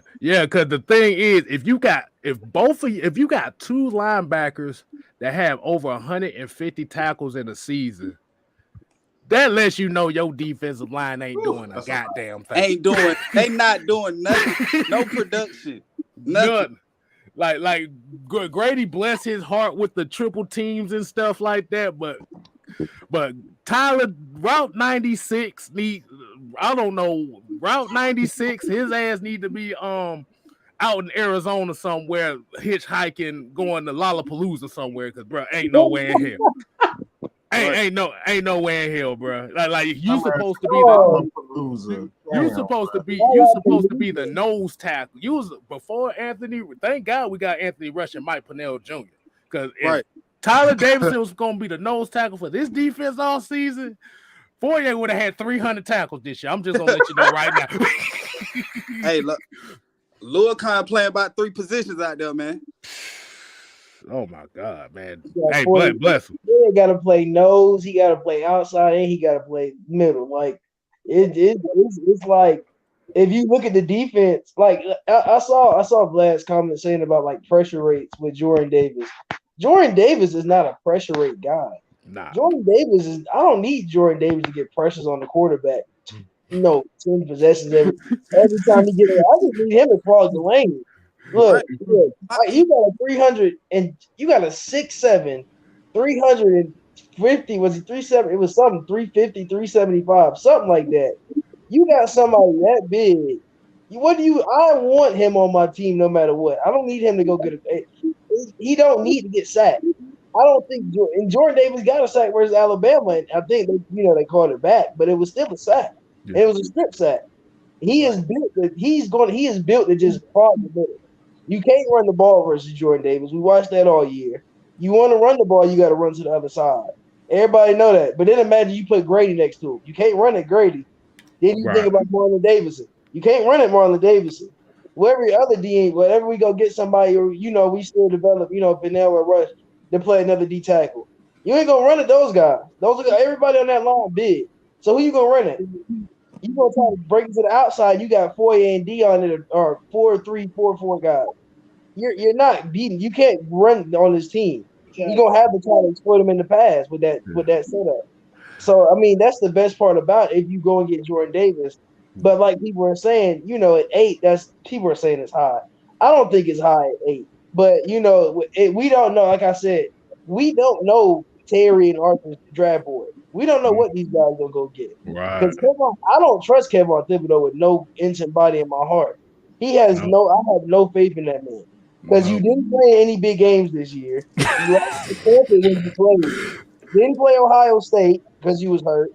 Then you didn't want to play in your bowl game because you said you were getting ready for the draft. I have no productions. I haven't seen any production. So you said the only big game he had is trying to pronounce his damn name, right?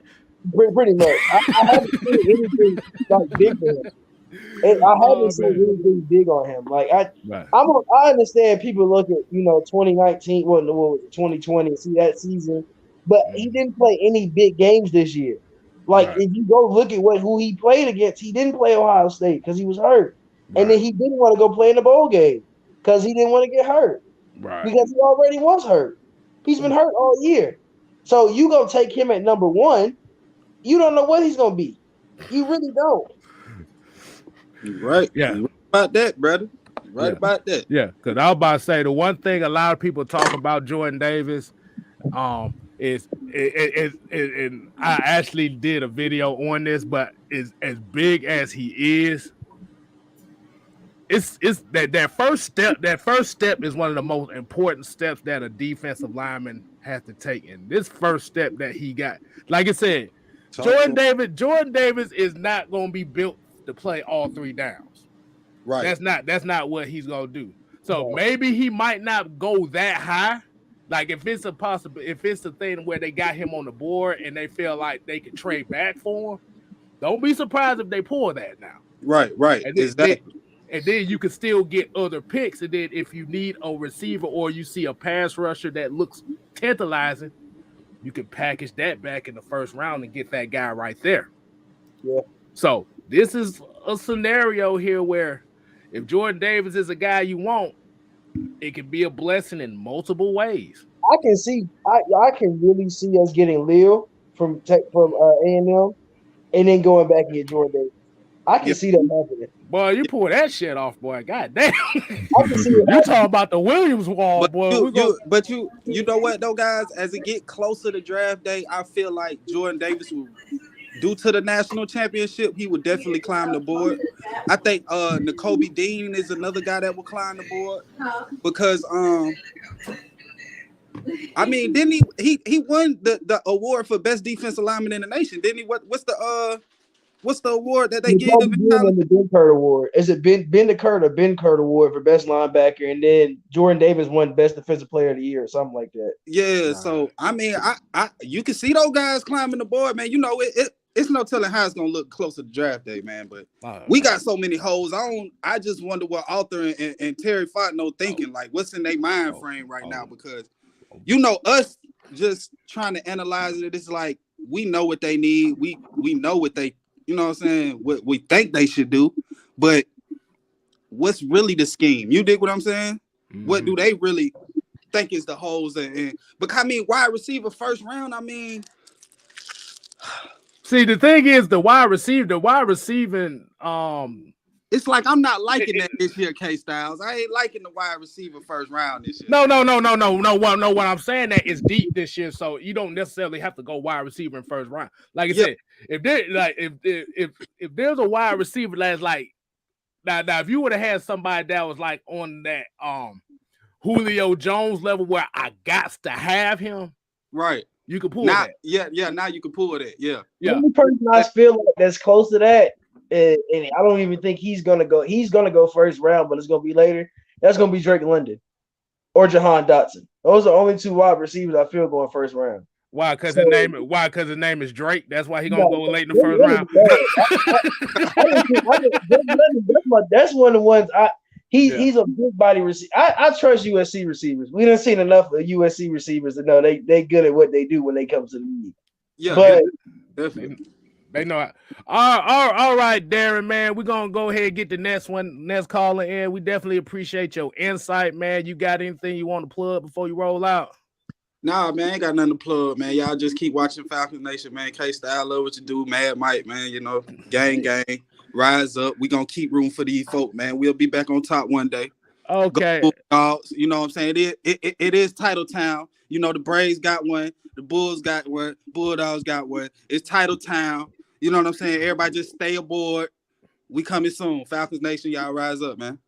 Okay. Hey, definitely, man. Hey, you got a Twitter or something that you want? You got people that want to follow? Like I said. Nah, man, I ain't on social media, man. I ain't even okay, that's all good. Hey, like I said, just continue to watch, man. Like I said, hey, one of these days, hey, if you want to hop on with us again, man, hey.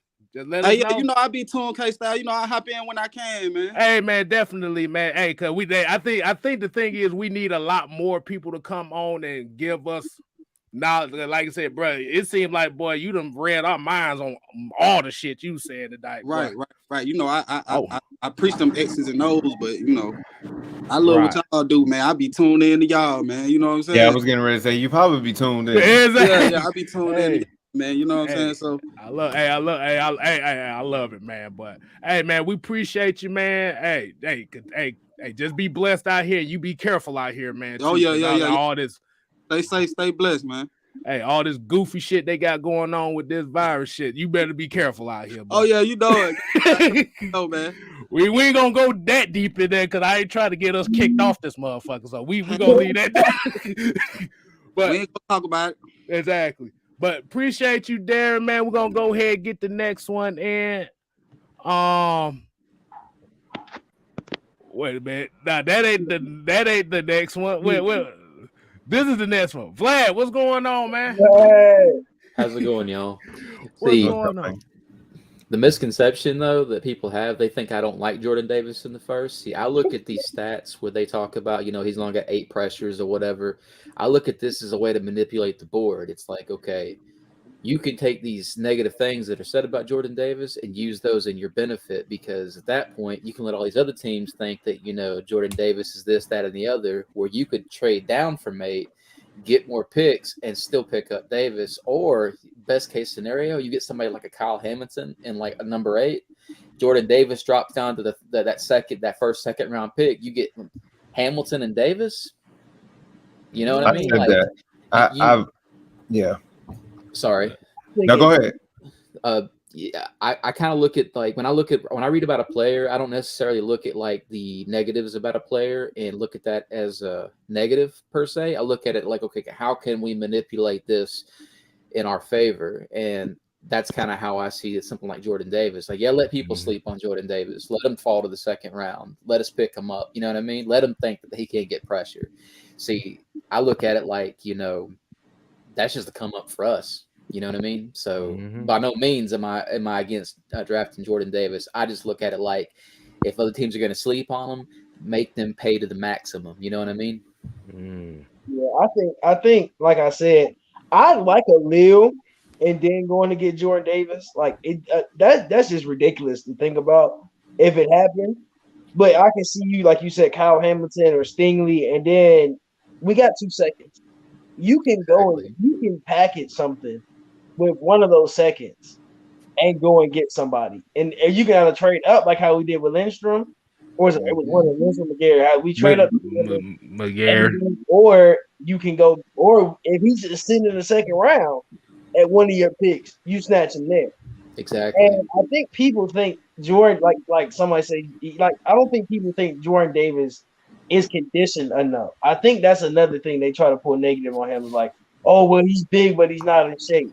Because we saw that everybody was saying that versus the first Alabama game, like, oh, why wasn't he on the field on this down? And why was, dude? It's a certain thing that Dan Lanning was doing in Kirby. Those guys just I can't wait when we play to the next year. But to see Dan Lanning and Kirby basically make a game plan to where you got a NASCAR package, you got a package where we know you're gonna run the ball, we're gonna throw Jordan Davis out there so you can't run the ball, and then you got a package where I'm a pass rush Jordan Davis. And I don't think your center or your guard can stop him. That's kind of sort of the key package they had for Jordan. So that's why he didn't play that many snaps. Somebody said he played 36%. That's fine. But when he gets into the league, he's not going to be playing 100% of the snaps because he's not built to be a 3-down lineman.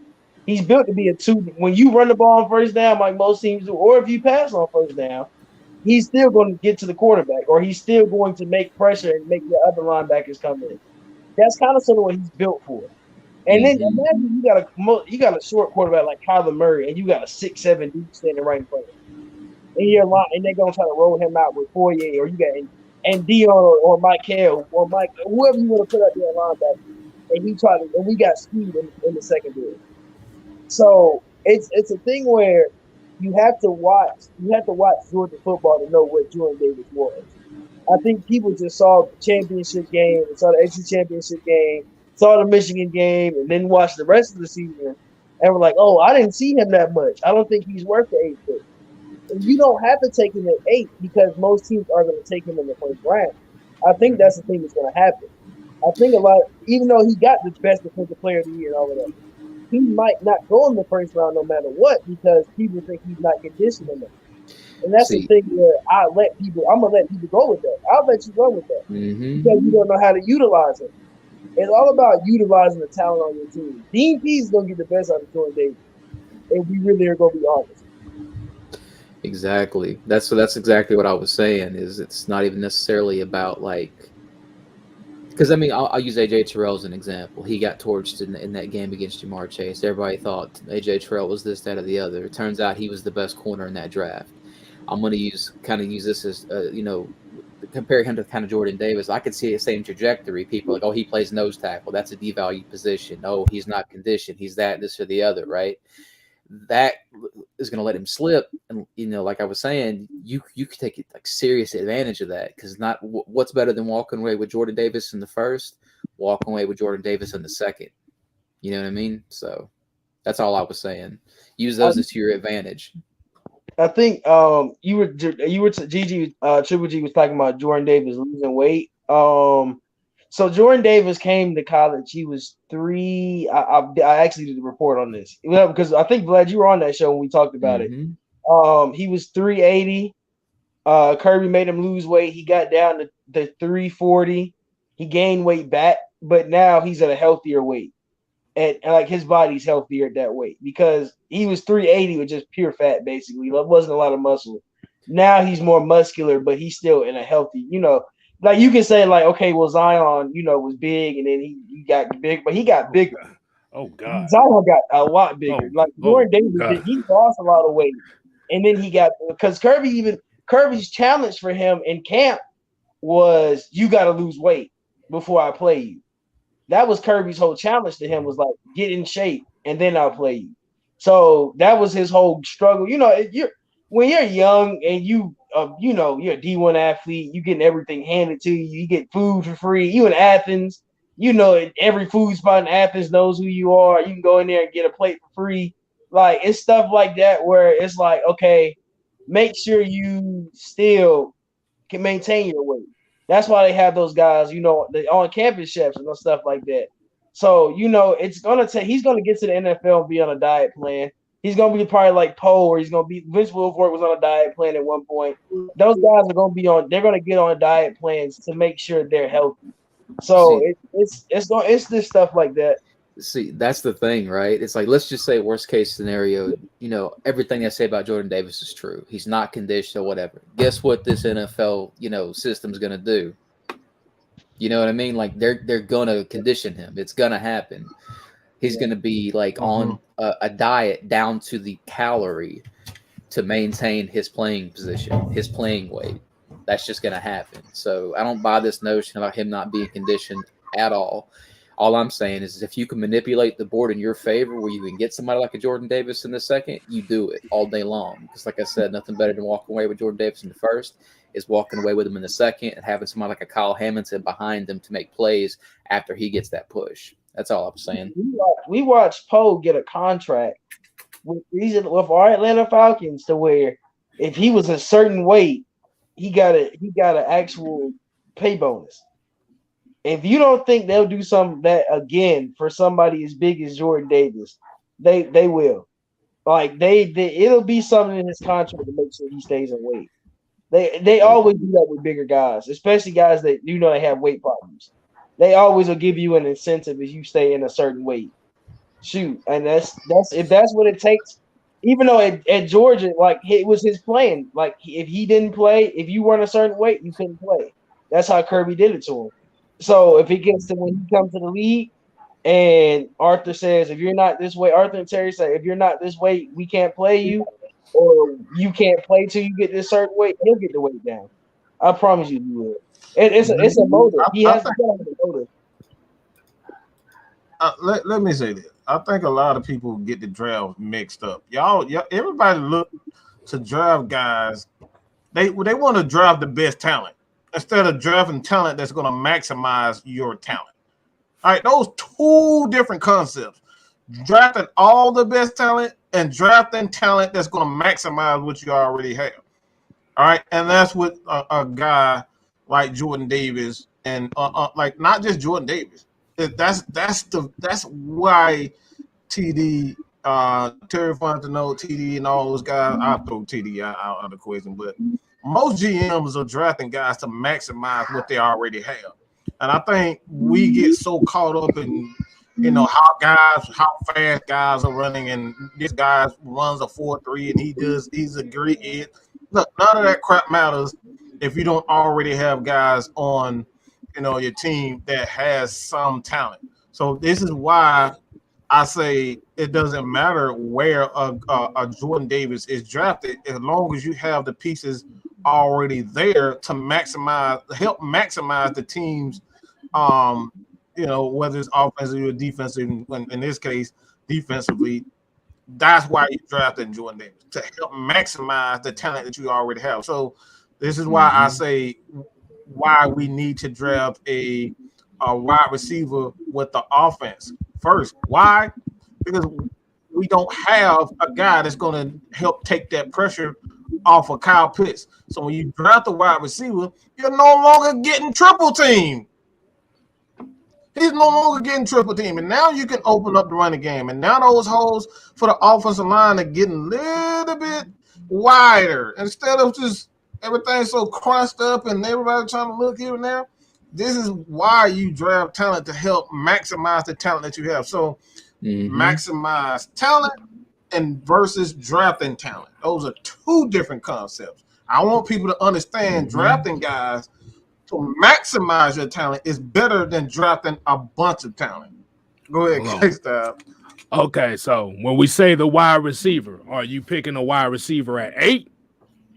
Or are you trading down and getting a wide receiver? I'm just saying, what would you do as far as if you took? It depends on what the vision is. If the vision is to hurry up and get that guy so we can focus on the defense, I'm drafting the guy early. I'm drafting my guy early because obviously this is a deep draft for edge and defensive players. So I don't really think there's if your wide receiver is there and you think he can be a star, it doesn't matter. It doesn't matter because you're ultimately going to double and triple up on defensive guys anyway. So does it really matter when and where a guy is drafted? If you think he's going to be a star, what the hell does it matter? Because a lot of people don't remember Grady Jarrett is a 5th rounder. So if you think Grady Jarrett is going to, he's going to contribute to a team, for a specific reason, then you just do that. And that's where I feel as though it's like, and they still a lot of teams. So that's who we traded up. If you remember, I don't think it matters if you believe in that guy. Yeah, yes, that's it. If you believe in the guy, I don't think it matters because you're going to double up and triple up on which side of the ball that you're focusing on anyway. That makes sense. But one of the guys, speaking of receivers, that the more I watch him, the more I'm just like, he's the best receiver in this class. Is I've said him before, but is like hands down Drake London. This man is 6'5", 210. He only played 8 games last season because he ended up breaking his ankle. But in those 8 games, he had 19 contested catches, 1,084 yards, 88 catches in 8 games. Like, this dude was statistically just a nightmare for teams. So, like, I could see him going to the combine and just like solidifying himself as like a top 15 pick. That's if I had to pick a receiver in the first round, as far as like at number 8, if they were to pick anybody, that would be my guy as of right now. Dude's just crazy good. One thing I like about Drake London's game is I like his run blocking. That's another thing too. I like run blocking. That'd be great for our team too. That's what we need. That's what we need. It's not necessarily just a big receiver. You just need receivers that are physical, that are mentally, physically. I'm trying to say that they're mentally tough. Damn it! I'm gonna just say that. Right. I think Drake London gives me like. We got you.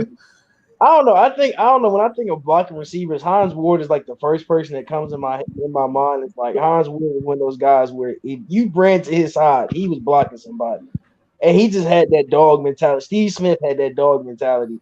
And I think Drake London has that. Pickens has that too. But I don't know if Pickens is going to come out this year. As much as we think he is, he might not.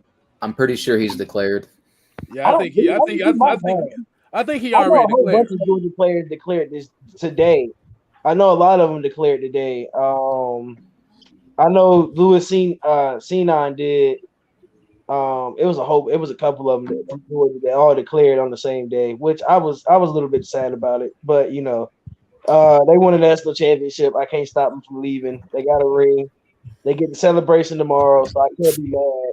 They want to go play in the NFL. They got to go play in the NFL. If they think they ready, they ready. But I got a quote. It's a quote from Jordan Davis that I kind of like. This was this offseason. He said, if the linebackers gets a lot of tackles, that means I'm usually doing my job right. I always say 2 on me, somebody's free. Usually when the linebackers make a tackle for loss, it's usually because someone on the D-line. I just like that quote from him. I just feel like that's a quote. That's a very mature quote from to say that, okay, I know if my linebackers have at least, they got 100, we looked at this season and looked at what Foye did and was like, okay, he did that kind of on his own. Imagine what Foye could do with a real dominant defensive line. Imagine what Dion would do with a real dominant defensive line. They might have broke literally records this year if they would have had a real dominant defensive line. And I just thought that was like a really quote. I just thought that was a good quote from him. But getting back to what KStylzz was saying a second ago about London, you can just do a quick YouTube search, like just a quick highlight reel, and you can see where he's like making contact, like he's like literally dropping his shoulder and like making like full contact when he gets the ball. Like this man isn't afraid of contact, nor is he afraid to get out there and block. And that's honestly one of the more important roles that a lot of people kind of overlook in this system is your receivers have to block. If they're not blocking, they shouldn't be out there. Yeah. So that was one of his biggest things I took away too, is his ability to go out there and make those blocks. Like he's not afraid to make contact either. So that's why I look at him like my number one this year, personally. Hey, look, I'm about to say, yo, ass 6'5", you better be out there blocking. Yeah. You better be out there blocking, boy. If you out there, you scared to block, boy, they gonna turn your ass and say, go, you finna go play for the Chicago Skyhawks. You finna go play College Park Skyhawks and shit. So, I mean, we know somebody that's afraid of contact, but we ain't gonna bring his name up. Nah, we ain't gonna bring his name up. Oh, Lord. All right. Let's go ahead. We're gonna bring. Hey, Asia, you there? Yes, I'm here. What's going on? What's going on, Mama? What you got for us? How you doing? I'm good. How are you guys? Oh, we are lovely. We're just letting you know AFN ain't stopping. The off season is where we do our damn thing at. What you got for us, Mama? So as far as the draft goes, I feel like I think we're number 8 for our pick. Yeah, we're number 8. So I feel like what we need to do is try to aim for a defensive player. And the reason for that is because I feel like if we get a defensive player early in the draft, then we can work our way to the other biggest things we need later inside the draft. And I think, do we have 7 picks this year? Or does everybody have 7 picks? I think we have 6 or 7. Okay. Yeah, we got about 7. It's 7. I think we got 3. We got 3 picks out of the first 2 rounds. I think the first 80 players. We got 2 picks in the first 8. Yeah, we got our pick. We got the Titans pick in the second round. We got our first round. Yeah. And we're going. Okay. Yeah, but I feel like we need to aim towards, because I know everybody's saying we need a quarterback. We can't get a quarterback if we have a bad O-line. Like, that wouldn't make sense. You can't throw a rookie quarterback behind a bad O-line and then expect them to get sacked like maybe 2 or 3 times a game. When we need to build like from the trenches, like everybody's saying. We need to go to the trenches first, and once we do that, then we can work our way through the other stuff, like getting a rookie quarterback. I would have to say maybe next year, since I think next year is Matt Ryan's last year. I'm not too sure. I have to check. But if it is, I still want him to play because he's made a lot of history around Atlanta. And as much as some people do not like him, I feel like he's, as far as I've been into football, he's like one of the best quarterbacks I've ever seen. So I feel like if we can work our way, especially with defense, we need bigger players on defense. I'm tired of these little skinny 200-pound players. We need 300-pound players. Damn, she said she wants some beef on that defense. That's what she said. I don't blame. Hey, look, I don't blame you. I mean, yeah, we are a little light in the ass on defense. But yeah, that's why they was talking about the Jordan Davis and getting that bit skyscraper in the middle of that defensive line, right? So he could block the sun out. So what do y'all think about that? Y'all think about that defense and then working the way towards the needs.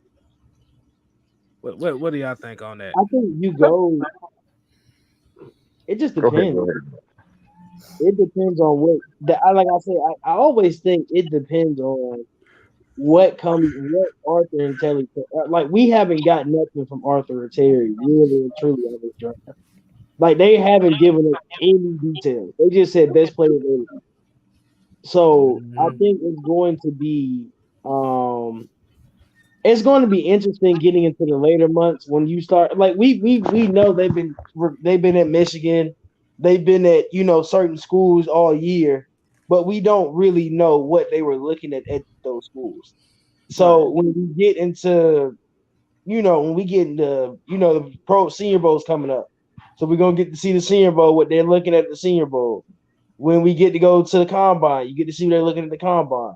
Really, the Senior Bowl is a bigger look at than the Combine. I always will preach this to everybody. Watch the Senior Bowl all week. I don't care if it's boring. I don't care if they run sprints because they got to play wrong. Watch the Senior Bowl all week because that process is something that really helped us last year. A lot of the players we got last year were from that Senior Bowl. And those guys these are guys that aren't at high level. They're not the faces of teams, but they want people to see their last bit of film. This is the last live practice, last live game they have in college. You don't think they're going to put it all on the line, and they got every NFL team watching them. They're going to put it all on the line. That's why I always preach, please watch it. I don't care. All week, you get to see one-on-ones. You get to see the actual team practice. You get to see everything. You get to see these guys get coached by, like, big coaches. Like Dan Campbell and Robert Salah are, like, the general managers, but their coaches are coaching these teams. So, like, you get to see that. These are NFL level coaches coaching these guys, and you get to see how high they were at. And don't get all the hyped up about one-on-ones. That's another thing I want to say. If you watch the one-on-ones, don't get too involved with them. It shows you strength and talent, but that's not the ultimate goal of what you want to look at. The game is really what you want to look at and see how these guys block and actually do in a game scenario. And remember, they got actual players that played at actual good schools in the Senior Bowl. Yeah. Dimitrov got players from bumfucks Montana from the Senior Bowl. So, yeah, that's the thing. And I ain't dissing Montana or nothing like that, but motherfucker, we don't know no players from your state. So I'm just saying. It is what it is, right? Right. I thought his name was Smithers. Oh yeah, it is Smithers. Yeah, it's Smithers. It's Smithers. Yeah. My bad. Hey, thank you for G checking me on that one, bro. Hey, yeah, it is Smithers. Yeah, Smithers. I remember one time I was gonna call him Randy Marsh, but I was like, I ain't even gonna go that damn far. Think he got integrity. Yeah. He got at least some type of integrity, so he ain't gonna get the Randy Marsh treatment. But all right, so Adrian, the question is George Pitt, so wide receiver, George Pickett. Do you know of Jameson Williams from Alabama? Yeah. Okay. Like I said, let's say the Falcons get a choice here between wide receivers. Would you take a chance on Jameson Williams, even though he tore his ACL in the championship game, or George Pickens from Georgia? I'll probably say George Pickens, and the reason behind that is because when you're dealing with the injured player with a torn ACL, I feel like it may hinder into the 2022 season, and I don't want that to end up, because when you have a torn ACL, it's hard to recover from that. It takes like months. It's not like something you could wake up from that you can recover from. So I feel like we need someone who is fully healthy right now, rather than having somebody who has a torn ACL. So we should just hold off with Jameson Williams. As much as he is a good player, I just feel like George Pickens has a lot more potential in him. And after seeing him play from these past maybe 3-4 years, I feel like he has a higher chance than Jameson Williams, because when you have like I said, when you have a torn ACL, that is something that you can't come back to your normal self, because you're recovering from a knee injury. And it's like you don't see the same in that person. So I feel like we should get George Pickens. Okay, cause I know. I think a lot of Falcon fans. I think they kind of got the Clemson-itis when it comes to Alabama now. Alabama receivers, because I don't think Falcon fans want another Alabama receiver. We are tired of being on the receiving end of bad business by Alabama receivers. Yeah, we get bad luck from that. Getting back to what Asia was saying, though, like, you got to realize too, like, I'll take Todd Gurley as an example. When he tore his ACL, like, arthritis started settling in that knee. Right. And once that started getting out of control, I mean, it wasn't the same Todd Gurley as old. So, like, torn ACL injuries, like, yeah, they're really common in the NFL now, but you still have to keep an eye on them, because, you know, further things can develop from them. So, right. Yeah, I have to agree with Asia 100% on that. Thank you. Hey, we all know our football around here. So, yeah, if anybody know anything about some damn injuries, I know damn well about them. I think and then the thing with Pickens was that he got injured in April. Like, he got injured in spring camp. Right. So this injury is not new. We don't know what Jameson injury really, how bad that ACL tear was. Because it could be worse. The recovery process, it only took him 6 months, and he was back on the field. Right. And we saw what he did on the field too. He could still attack the ball, and he still got the speed. You seen how he cooked the old boy for that 50-yard catch? Oh yeah, that's true. Well, yeah. I mean, yeah, the injuries ain't no joke. I mean, I hate to admit this, but I remember in my youngin days, I sprained my ankle eating a sandwich. So yeah, I already know. We need a story time. On that. I just want to know how did you do that? How did you do that? My dumb ass was running through the parking lot eating a sandwich, and I rolled. I mean, my friend tore his NCL walking up some steps. So you know. Hey, you good now, dude? Oh yeah, we good. Oh, we good. Okay, cool. No. This was back in damn middle school, man. Okay. This wasn't. No. If I roll my ankle now, boy, I'm not getting up. I'm not getting up. You just gonna get the blanket and be like, I'm just gonna be here for the night. No. They're gonna be like the old Madden games when they bring the ambulance out on the field. That's gonna be me. That's gonna be me right there. Like, nah, you gonna be on like one of them commercials. I'm falling and I can't get up. It's gonna be that life alert commercial. No. Have you ever played super high impact football? When every time somebody get hit, he say, "Oh, my knee." That's gonna be me. Blister Lee, he gonna like the dude up Blister Lee when they show the X-ray and the dude's ankle be broke. That's what it's going. I'm like, I'm like that. Mama, help! Tev, man, what's going on, Tev? What's going on? Man, not much, man. What you got for us, man? Man, with this draft, with the wide receivers, Williamson, you already know I'm going to go Pickens, but I feel like with us having 4 picks in the top 80, I'll go wide receiver first, And then the 2 picks we got in the second round, I go both defense. And it's one person I really want from Georgia. Like, it's a bunch of them, but I really want James Cook. Just because. I think we all do. Yeah, we all do. Because what he we can all do, do. catching, and he could dominate catching and running the ball.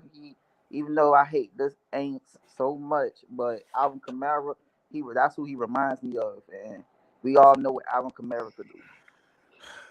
Tev, I got a question. Yes, you sir. hear me? How the hell you just said exactly what I was thinking? I don't know. I don't care what nobody say. Alvin Kamara fire, bro. Great minds think alike, man. Yeah, I don't know. I don't know. Cook reminds me of his brother, but he does give me Alvin Kamara vibes. He runs like his brother to me, but then at the same time, I'm just like, he does like Kamara. He plays like Kamara. Yeah. Kamara was at the championship. I saw him. Oh yeah. Because you know, Alvin Kamara started out at Alabama, but he did. Yeah, but he was like fifth on the depth chart, so he transferred his ass to Tennessee. He would look. He wasn't gonna overtake Derrick Henry, damn TJ. What was it? Kenyon Drake and damn all them running back. No, Kenyon Drake, Derrick Henry. He had it was like 6 of them. If you look at the running back they got now, that's why they kept doing that comparison, because he ended up staying all 4 years, and then he just now started because he didn't have to sit behind all these elite running backs at Alabama. He just now got his starting role. Josh Jacobs was there. He had to wait behind Josh Jacobs, like all of those guys. And then Najee Harris, he waited a long time. Yeah, exactly. He had to wait for a good minute. Loyalness. Exactly. But that's what I feel we should really go with. I like Claudre, I like Caleb Huntley, but I feel Matt could use a running back that could catch, and he could spread them out like a wide receiver, because you see what he did at Georgia. I don't know about his run blocking. I haven't really paid attention to it. I got to go back and look at some of the games when they did have him run block, but other than that, my choice, I get Cook. That's who I'm taking. I wish I could get Jordan Davis and Cook or Pickens and Cook, but you might if it plays out right, you might end up getting all 3 of them. Shit, you don't know. You gotta think them later rounds. Them guys, Cook. See, Cook. If you go to NFLDraftBuzz.com, this is a free plug to y'all asses, so I expect to get some love after this. They actually have James Cook rated as I think that it was like the 33rd ranked running back in this draft class or something like that. Yeah, he's not getting no love because he real underrated. They got him real underrated. Yeah, he's not getting no love, which is crazy because you've seen what he's done to 2 teams, and everybody's just like, oh well, he's had certain big plays, but he's not that. Like, you got to think, Georgia has produced Nick Chubb, Sony Michel, no Shaman. I'm not going to go down the line, but y'all know we're running back university. We have produced multiple running backs that have been dominant in this league. Even before Todd Gurley, his first couple years in LA, he was still good. We're still running back university. And they still every year decide to sleep on Georgia running backs. It has never been a year where I haven't seen a Georgia running back come out and they're just like, well, like even the same thing with Chubb and Sony when they came out. They were like, oh, those guys are good. We don't know. Like, I don't know what they expect in the run. I guess because Georgia runs pro and they run so many times a game, but you can't take that because they're like, oh, they take in wear and tear and like, okay, they played 100 snaps of running and this and that, but you can't put that into evaluation of how good these guys really are because we got some of the best running backs in the country. But you could see like Georgia gone away from punishing their running backs because all year we seen like 4 running backs every game. We seen because we got so many good running backs. I ain't seen one that really ran the ball like over 20 times because we every time want to go in, want to come out, want to go in, want to come out. So I could see You know, Kirby the thing, we like got he Kenny switching Milton his and McIntosh momentum next year. and So And not we got punishing Kenny him so much. McIntosh too. yeah, Kenny McIntosh and Kendall Milton. So like, and those guys played this year, so they didn't get as many snaps because we had 4 running backs playing the same time. So it's like you can't. I don't know what the evaluation process is for running backs. It's really weird how people judge running backs coming out of college because they try to bring in all these different factors. But at the same time, talent is talent. If they Right. got the talent and you see the talent, you take talent. And that's what James Cook has at this point. He's just talented. And to piggyback off of what you said, a lot of people talk about Stetson Bennett on that touchdown pass to Donnie Mitchell, but if you go back and watch, if James Cook doesn't pick up that blitz, he's sacked, bro. Right. That's another thing. People ain't noticed that, but he blocked him perfect. Let me give a correction here. NFL Draft buzzed and updated their rankings. So James Cook went from number 30 to number 8. Wow. From that one game. Look at the bullshit. But it's crazy. He still might not go to like the 3rd or 4th round. Yeah, he might. Yeah, Right. because they're like you said, they're gonna look like he didn't have enough. Like you said, he didn't have enough snaps on him, which would be good for anybody that pick him up because you don't have that wear that he gonna have that wear and tear. One of the guys that I could see Arthur Smith really getting enamored with in this draft is Rashad White out of Arizona State. He's like 6'1", 6'2", 210. Oh, I know who you're talking about. Yeah, he had 11 games this season, put up 1,000 rushing yards, like had 15 touchdowns, averaged 5.5 yards, like a run. Mm-hmm.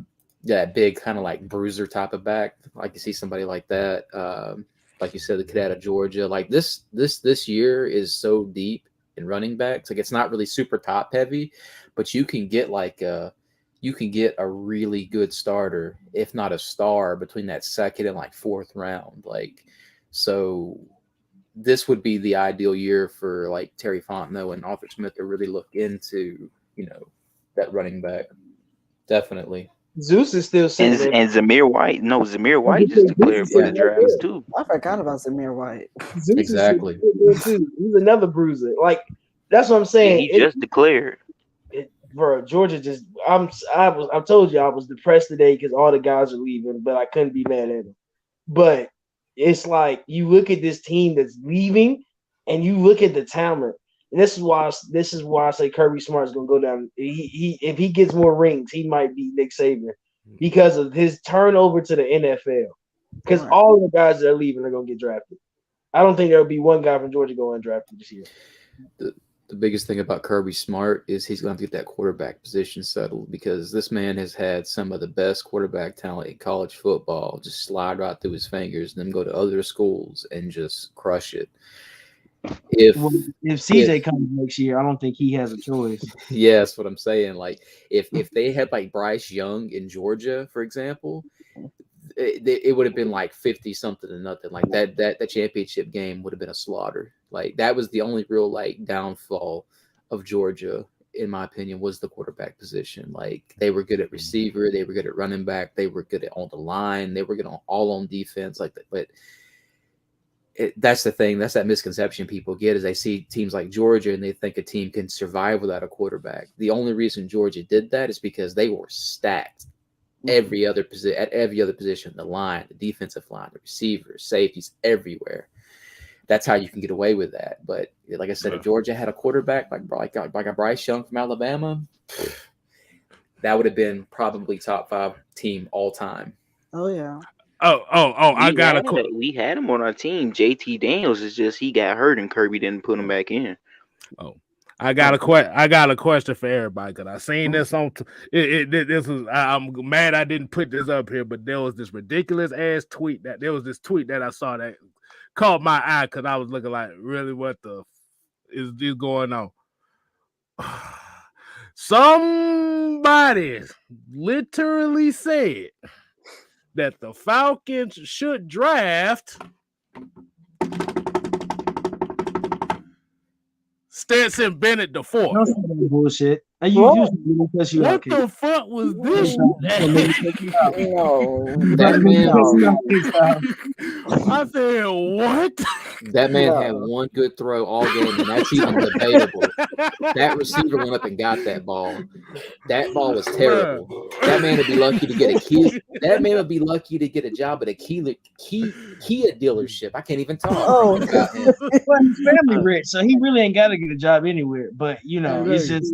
I said, like, it's just one of those things where you just look at random tweets and they was talking about Georgia, and I didn't see who I forgot who the name was, but I was looking at it, and everybody was eating that ass up like, boy, you better goddamn. But I can't even say it on air. That's what they were just talking that bush right there, like.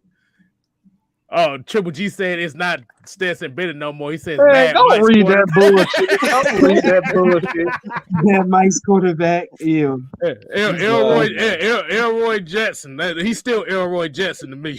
Y'all know he got. I don't know if y'all. He got a great clips sponsorship out of nowhere at the end of the season. He got an NIL deal with Great Clips. I was like, bro, he's gonna graduate. What's the point? Exactly. That NIL gonna be useful for a week. Man, Mike, it's time for you to apologize to Stetson Bennett, sir. Man, if you don't suck a left nut, if you get on run for that bullshit. I had to do it. Georgia can have if this is real. If this happens, because this is just a scenario I saw, because the CJ Williamson is transferring down to Oklahoma, and Georgia's supposed to be on the top of his list. Georgia could have CJ Williamson, Gunnar Stockton, Carson Beck, Brock Vandegrift, and JT Daniels on the same roster. None of that shit won't matter because he'll bring back fucking Stetson if he can. He'll bring back somebody great in the market. No. Chill. AA gave all the players an extra year when that COVID year happened. Like, we really could have brought everybody back if they wanted to stay like for a fifth year. But I think Stetson gonna stay to try to build up his. This is his fifth year. For the NFL, this is like 6 year college. He can't say no more. I think this is like his 6th year. Oh, no, I want to see JT. I don't want to see Stetson no more, bro. His name was on the list. His name was on the list. Let me go. I got to wait. Davis. It was on this for all of them. Hey, hold on right quick. Hey, hey, shouts out to Dodger Zion. Say greeting from the urinating tree community. Them videos be funny as hell, bro. I ain't even gonna lie, bro. Him and Chisel Adonis with their commentary on football games is the funniest thing you'll ever see in life, bro. Yeah, so shout out to Urinating Tree, man. Exactly. Shout out to Urinating Tree, man. Hey, y'all, if y'all haven't checked them out, you need to go ahead and check them out. I'm telling you. Yes, Stetson needs to come out of college and hope he just catches on as like a 7th rounder based on that championship game. That's his only hope. Well, Stetson gonna go back for that extra year. I feel it. I feel it, bro. I ain't gonna lie. I wouldn't mind having him as a backup quarterback in Atlanta. Man, I wouldn't trust that man as a water boy on my team. Man, I'm about to kick this. I'm about to end this damn. Y'all keep talking that bullshit. Look, he may have won a national title. Look, I'm about to say he may have won a national title, but he'll be the quarterback. He'll be the quarterback at Dunkin' Donuts. Fumbled the ball in L. Y'all know, man. But guess what, Mike? Got in the end zone. When Mitchell had to catch the ball, he had to make a damn Randy Moss. I mean, had to spin in the air. He got to spin in the air, catch the ball, fall on his. All that he had to do. And we talk about Stetson Bennett. But after the fumble, he went 4 for 4. Okay.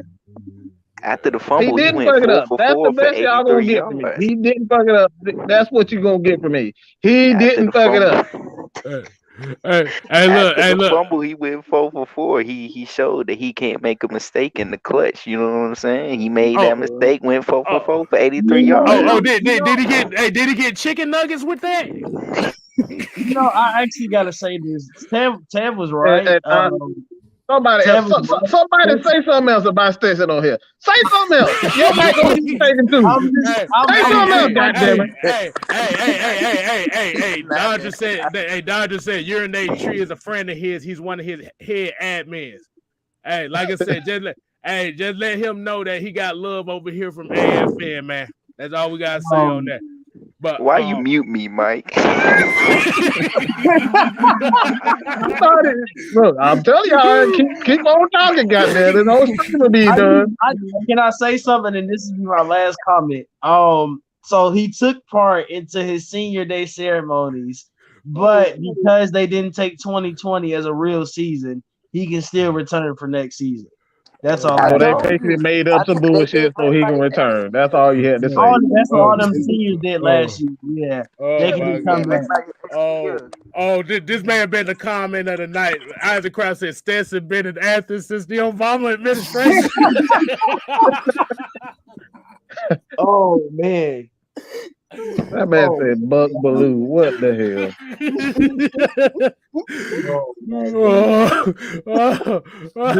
Spicy nugget. Y'all went from God damn it, Stetson to man, Stetson is a legend. Like, come on, bro. What the hell? I remember that night. Stetson and Brian Snicker get no credit. I remember that night. I actually messaged Mike on Twitter, and I was like, "What in the hell is Stetson doing?" That man is trash.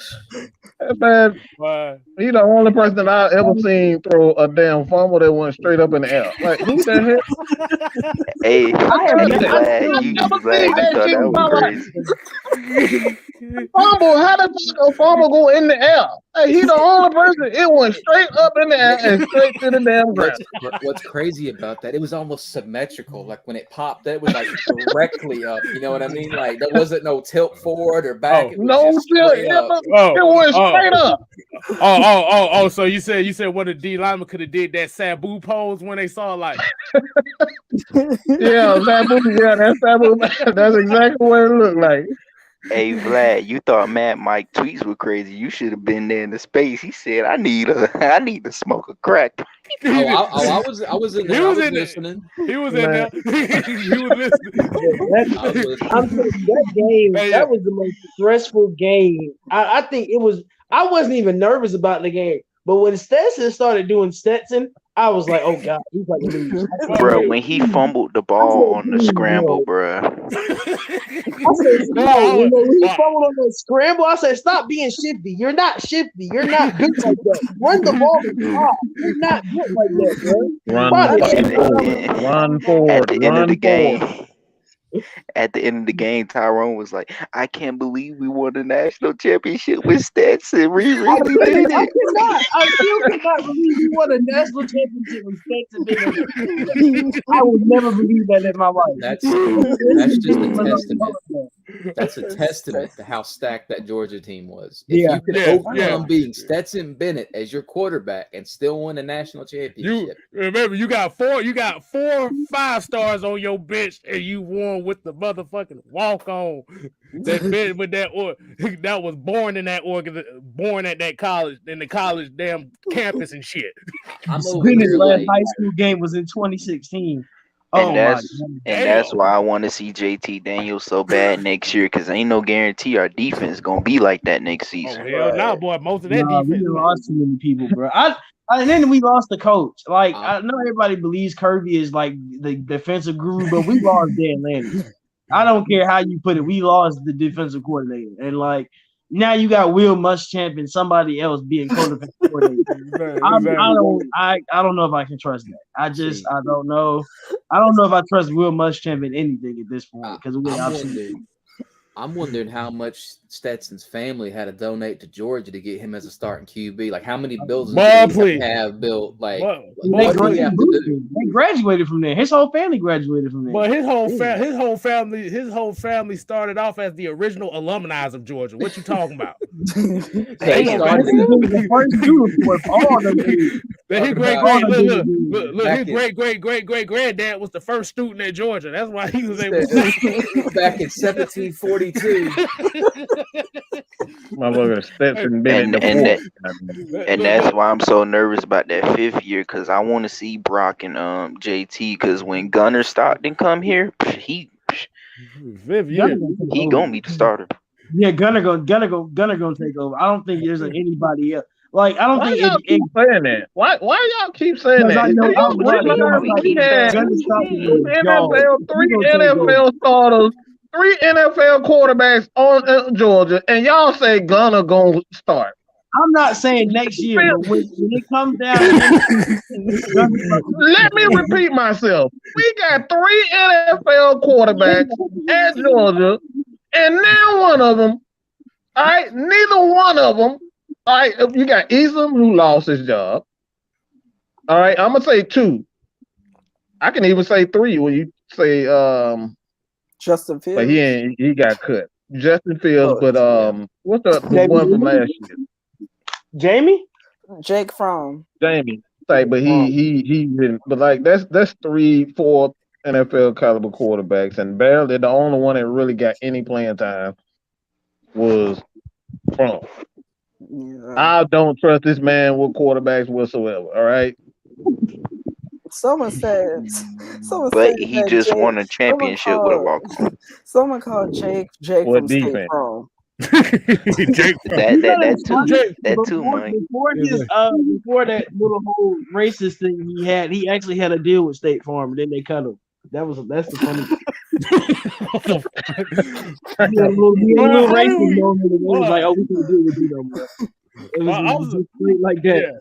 Yeah, because I was about to say Stetson Bennett sounds like a baseball name. It don't sound like It no does. quarterback. Man, stop lying. You know that sound like the leader of a damn Confederate army. Stop lying. When you start going into the 4th, when you start going into the 4th in your name, that's when you know you got Come some on, history bro. behind You got some serious ass history, boy. And then like Stetson Bennett the 4th is not a name you just play around with. Like Hell no. It sounds like some old Southern, like they had a farm. We ain't gonna talk about what's on Like that I farm. said. Exactly. I heard Stetson Bennett. He worked at Raising Cane's. Yeah, he did a little. I guess he did a Raising Cane's thing because he won the national championship. First off, he got on TV drunk. Let's start. Hey, if that ain't the most Confederate shit I ever seen in my life. He got on TV in front of the whole national audience on Good Morning America. Drunk as hell.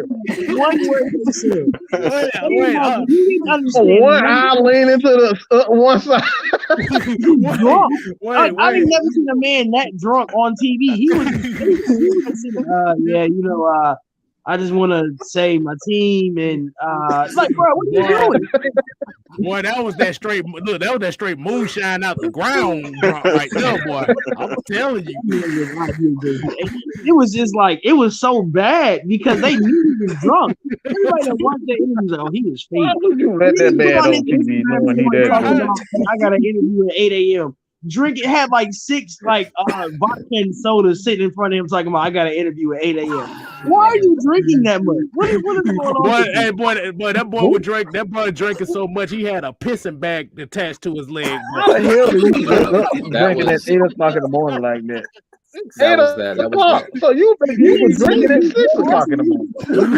A couple hours. No, you did not. You know you was up drinking that whole night. That was that. That was that. I'm gonna pass out in the front yard in the middle of July for a couple of hours. He was leaning so bad. I feel like I was like, they need to help him sit up. Like this is. You ain't lying. Oh, I can see him right now. He was like, Tuesday's gone.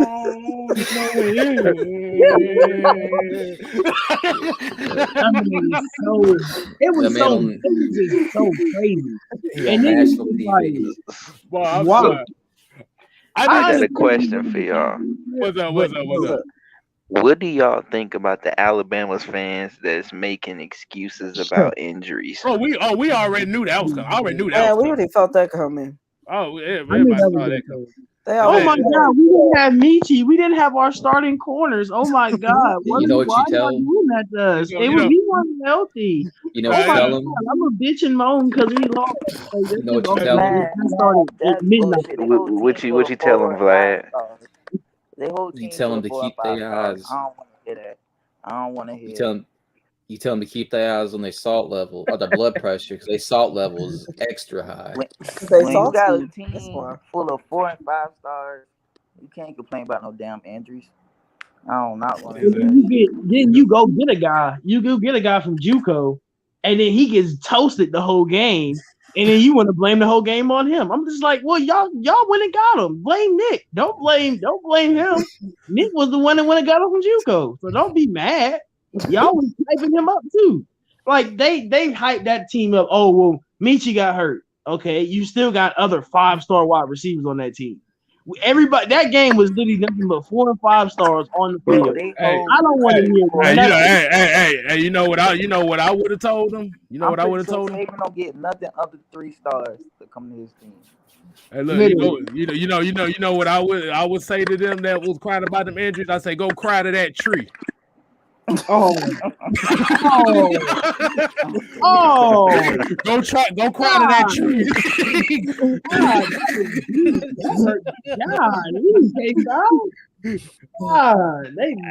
That was. I don't think anybody remembers that story. That man really called Paul Feinbaum and said, "I poisoned the tree." Yeah, go cry. Yeah, go cry to that tree. that tree know how I feel. I poisoned the tree because we lost to Auburn.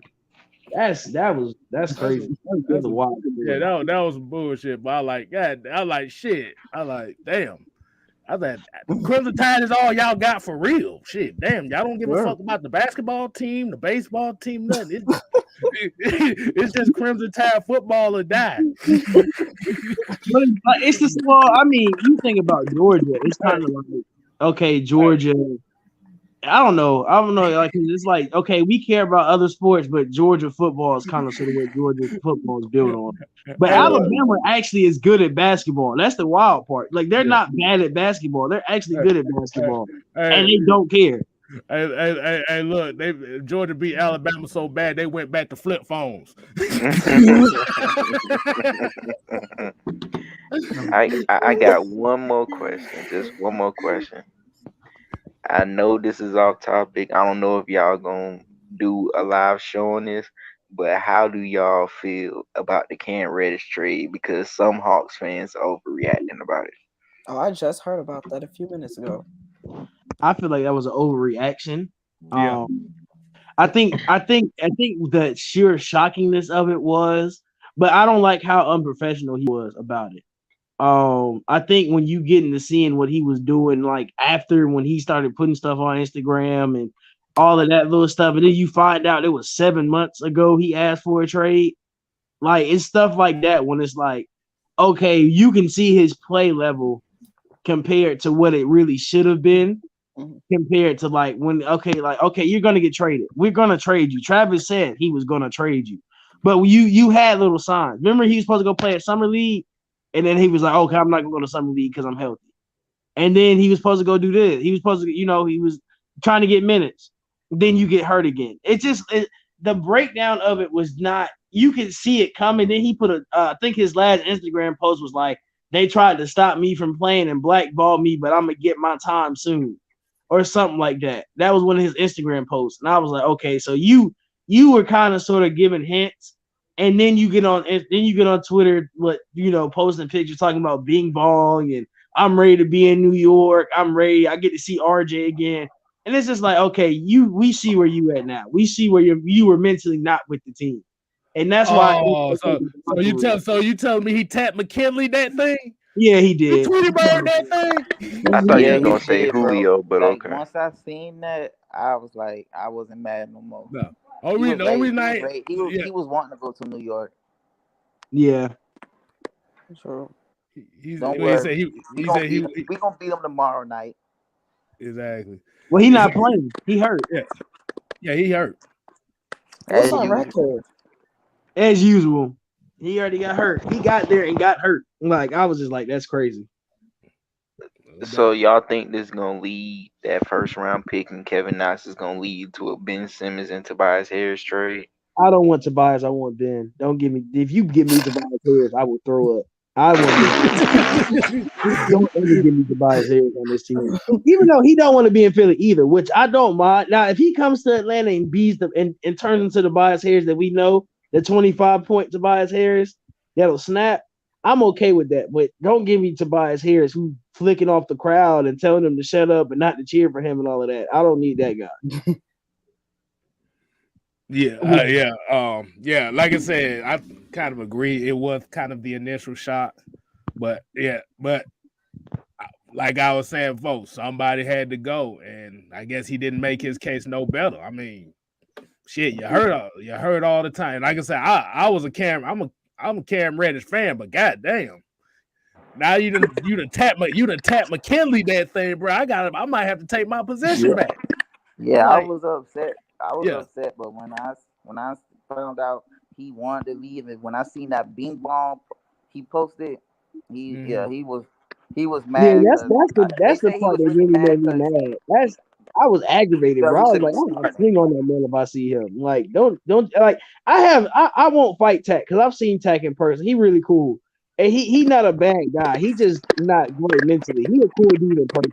But nah, Cam kind of made me. He really pissed me off with that one. I was like, oh, so you making a joke of you leaving now? Now it was a joke about you getting out of town.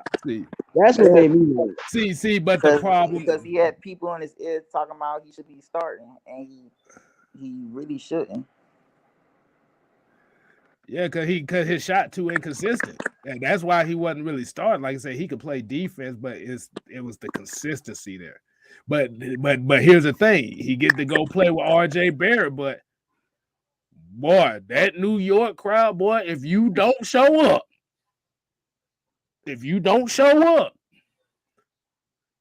motherfuckers is gonna cut them dreads out your head. Yeah, he thought Atlanta fans was bad. Boy, them New York fans, and trust me, I know quite a few Knicks fans. Oh, they tell me them stories, boy. Them Knicks fans, them. Cause he told me the story about the guy that spit on Trae Young. Yeah, he told me that dude. He told me that dude got jumped outside the stadium for doing that. Oh, for real? Yeah, crazy. But yeah. Whatever it leads to, hey, you gotta do what you gotta do, man.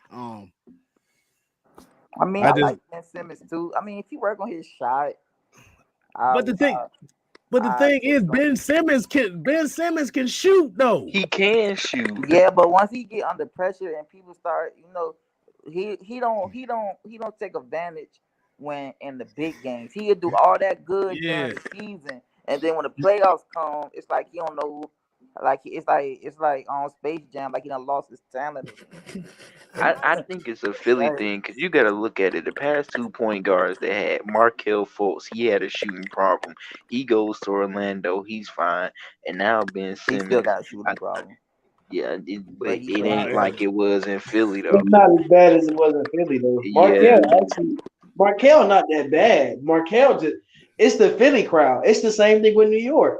That Philly crowd will make it's make or break in Philly. It's not like in Atlanta where we give you time to develop. Like Trae had time to develop in Atlanta. You ain't got that type of time in Philly because they expect rings. Even though they ain't won a ring since the 70s, they expect rings. Right. I mean, I know it's bad if the fans got you in your feelings to the point you don't want to play.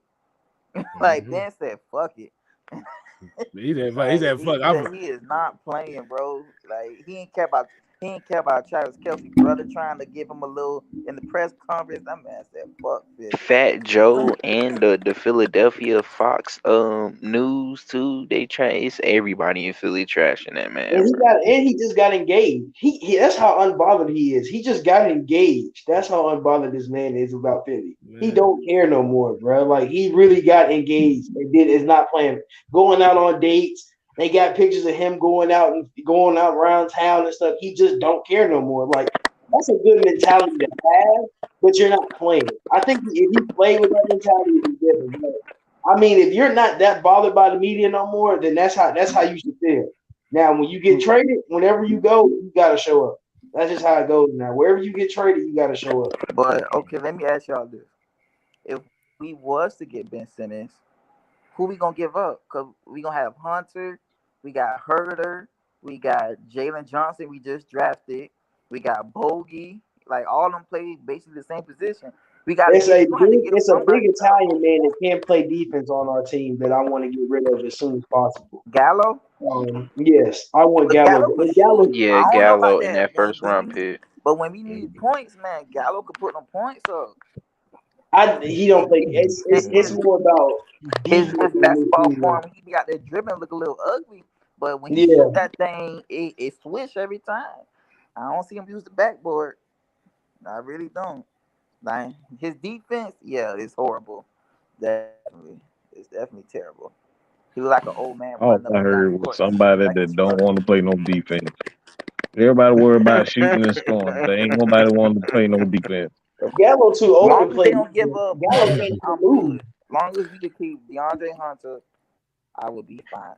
Oh, shoot. Gallo almost moved like Dirk Whiskey in his last year. Shit.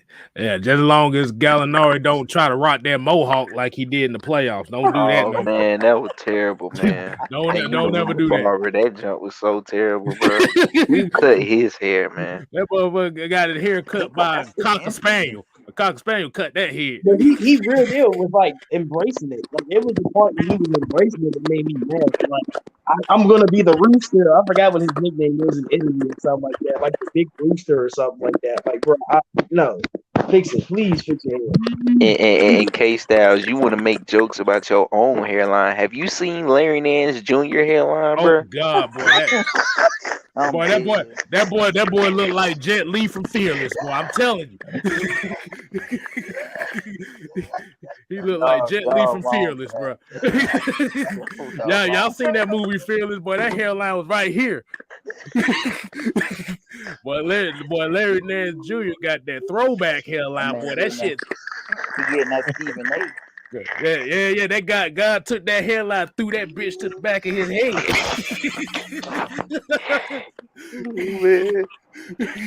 But ain't nobody got a worse haircut than Kevin Durant, though. It's his hair type. He got that hair. He don't take care of it. He don't use a brush. None of that. Bro, this motherfucker don't brush his hair or nothing, boy. He got that George Jefferson bald spot. But that's it. That's when he brushes hair. When he don't brush his hair, boy, it look like somebody just set fire to his damn head. That shit be looking bad. But and then I remember that one summer when he had that shit twisted up too. I was like, boy.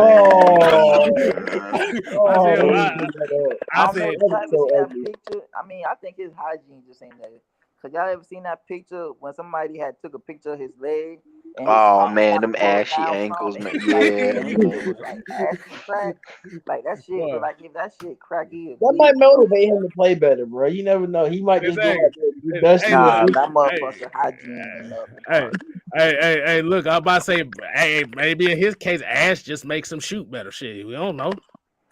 Ain't no way in hell somebody thinking like, bro, your ankles should not be white, man. Come on, man. Hey, I'm about to say, he got 3 pairs of socks on. Yeah, he thought nobody would see it. Okay. No, the Ash is in socks, boy. What you talking about?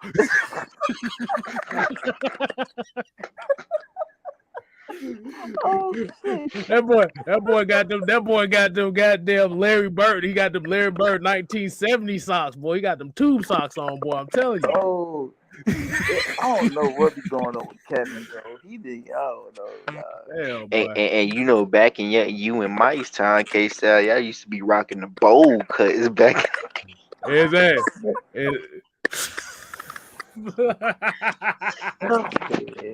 No fade, just straight high top. He got comment tonight. He said his ankles look like a GPS map. Oh my god! GPS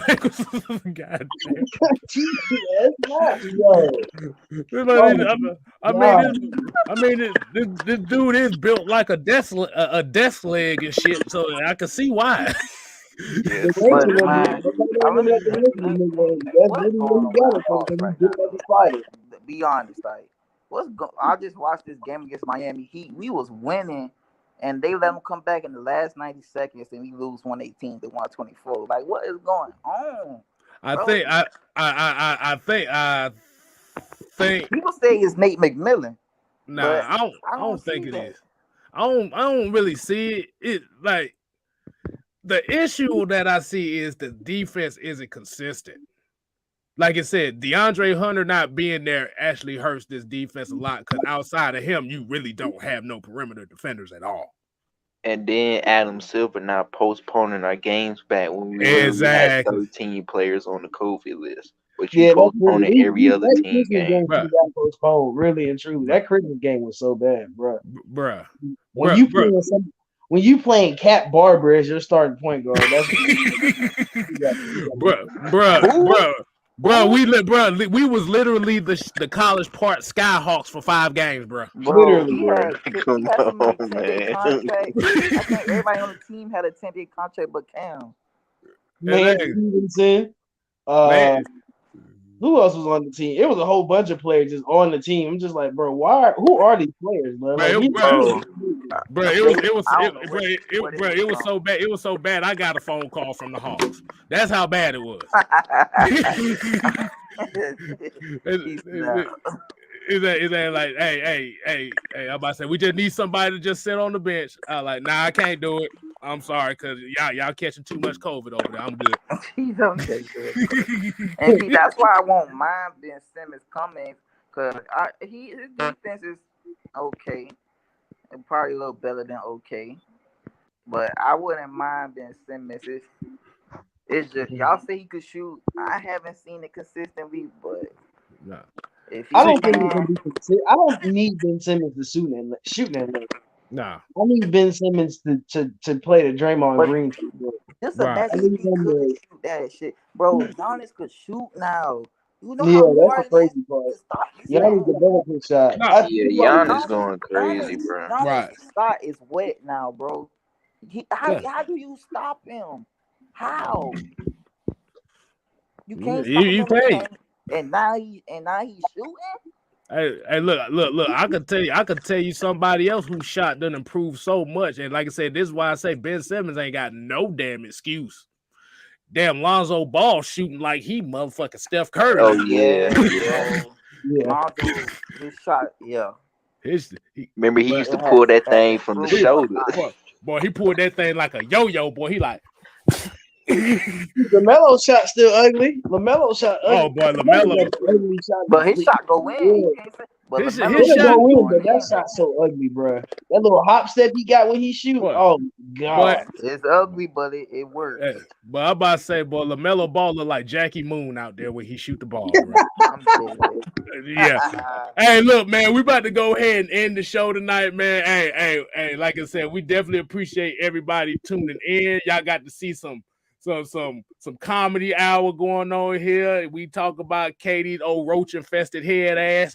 Come on, man. We talked about everybody. Hey, like I said, we definitely appreciate everybody tuning in for this show. Like I said, the Friday Night Madness never stops. Just because the season is over for the Falcons, this shit don't stop here. So until next time. AFN, we ain't here to play. We here to stay. You ain't got to go home. Mike ain't here, but you got to get the hell about it. Smoking on that Alabama pack. Hey, let me.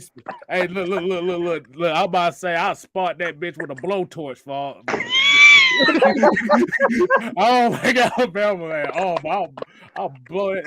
I'll blaze that thing with a blowtorch.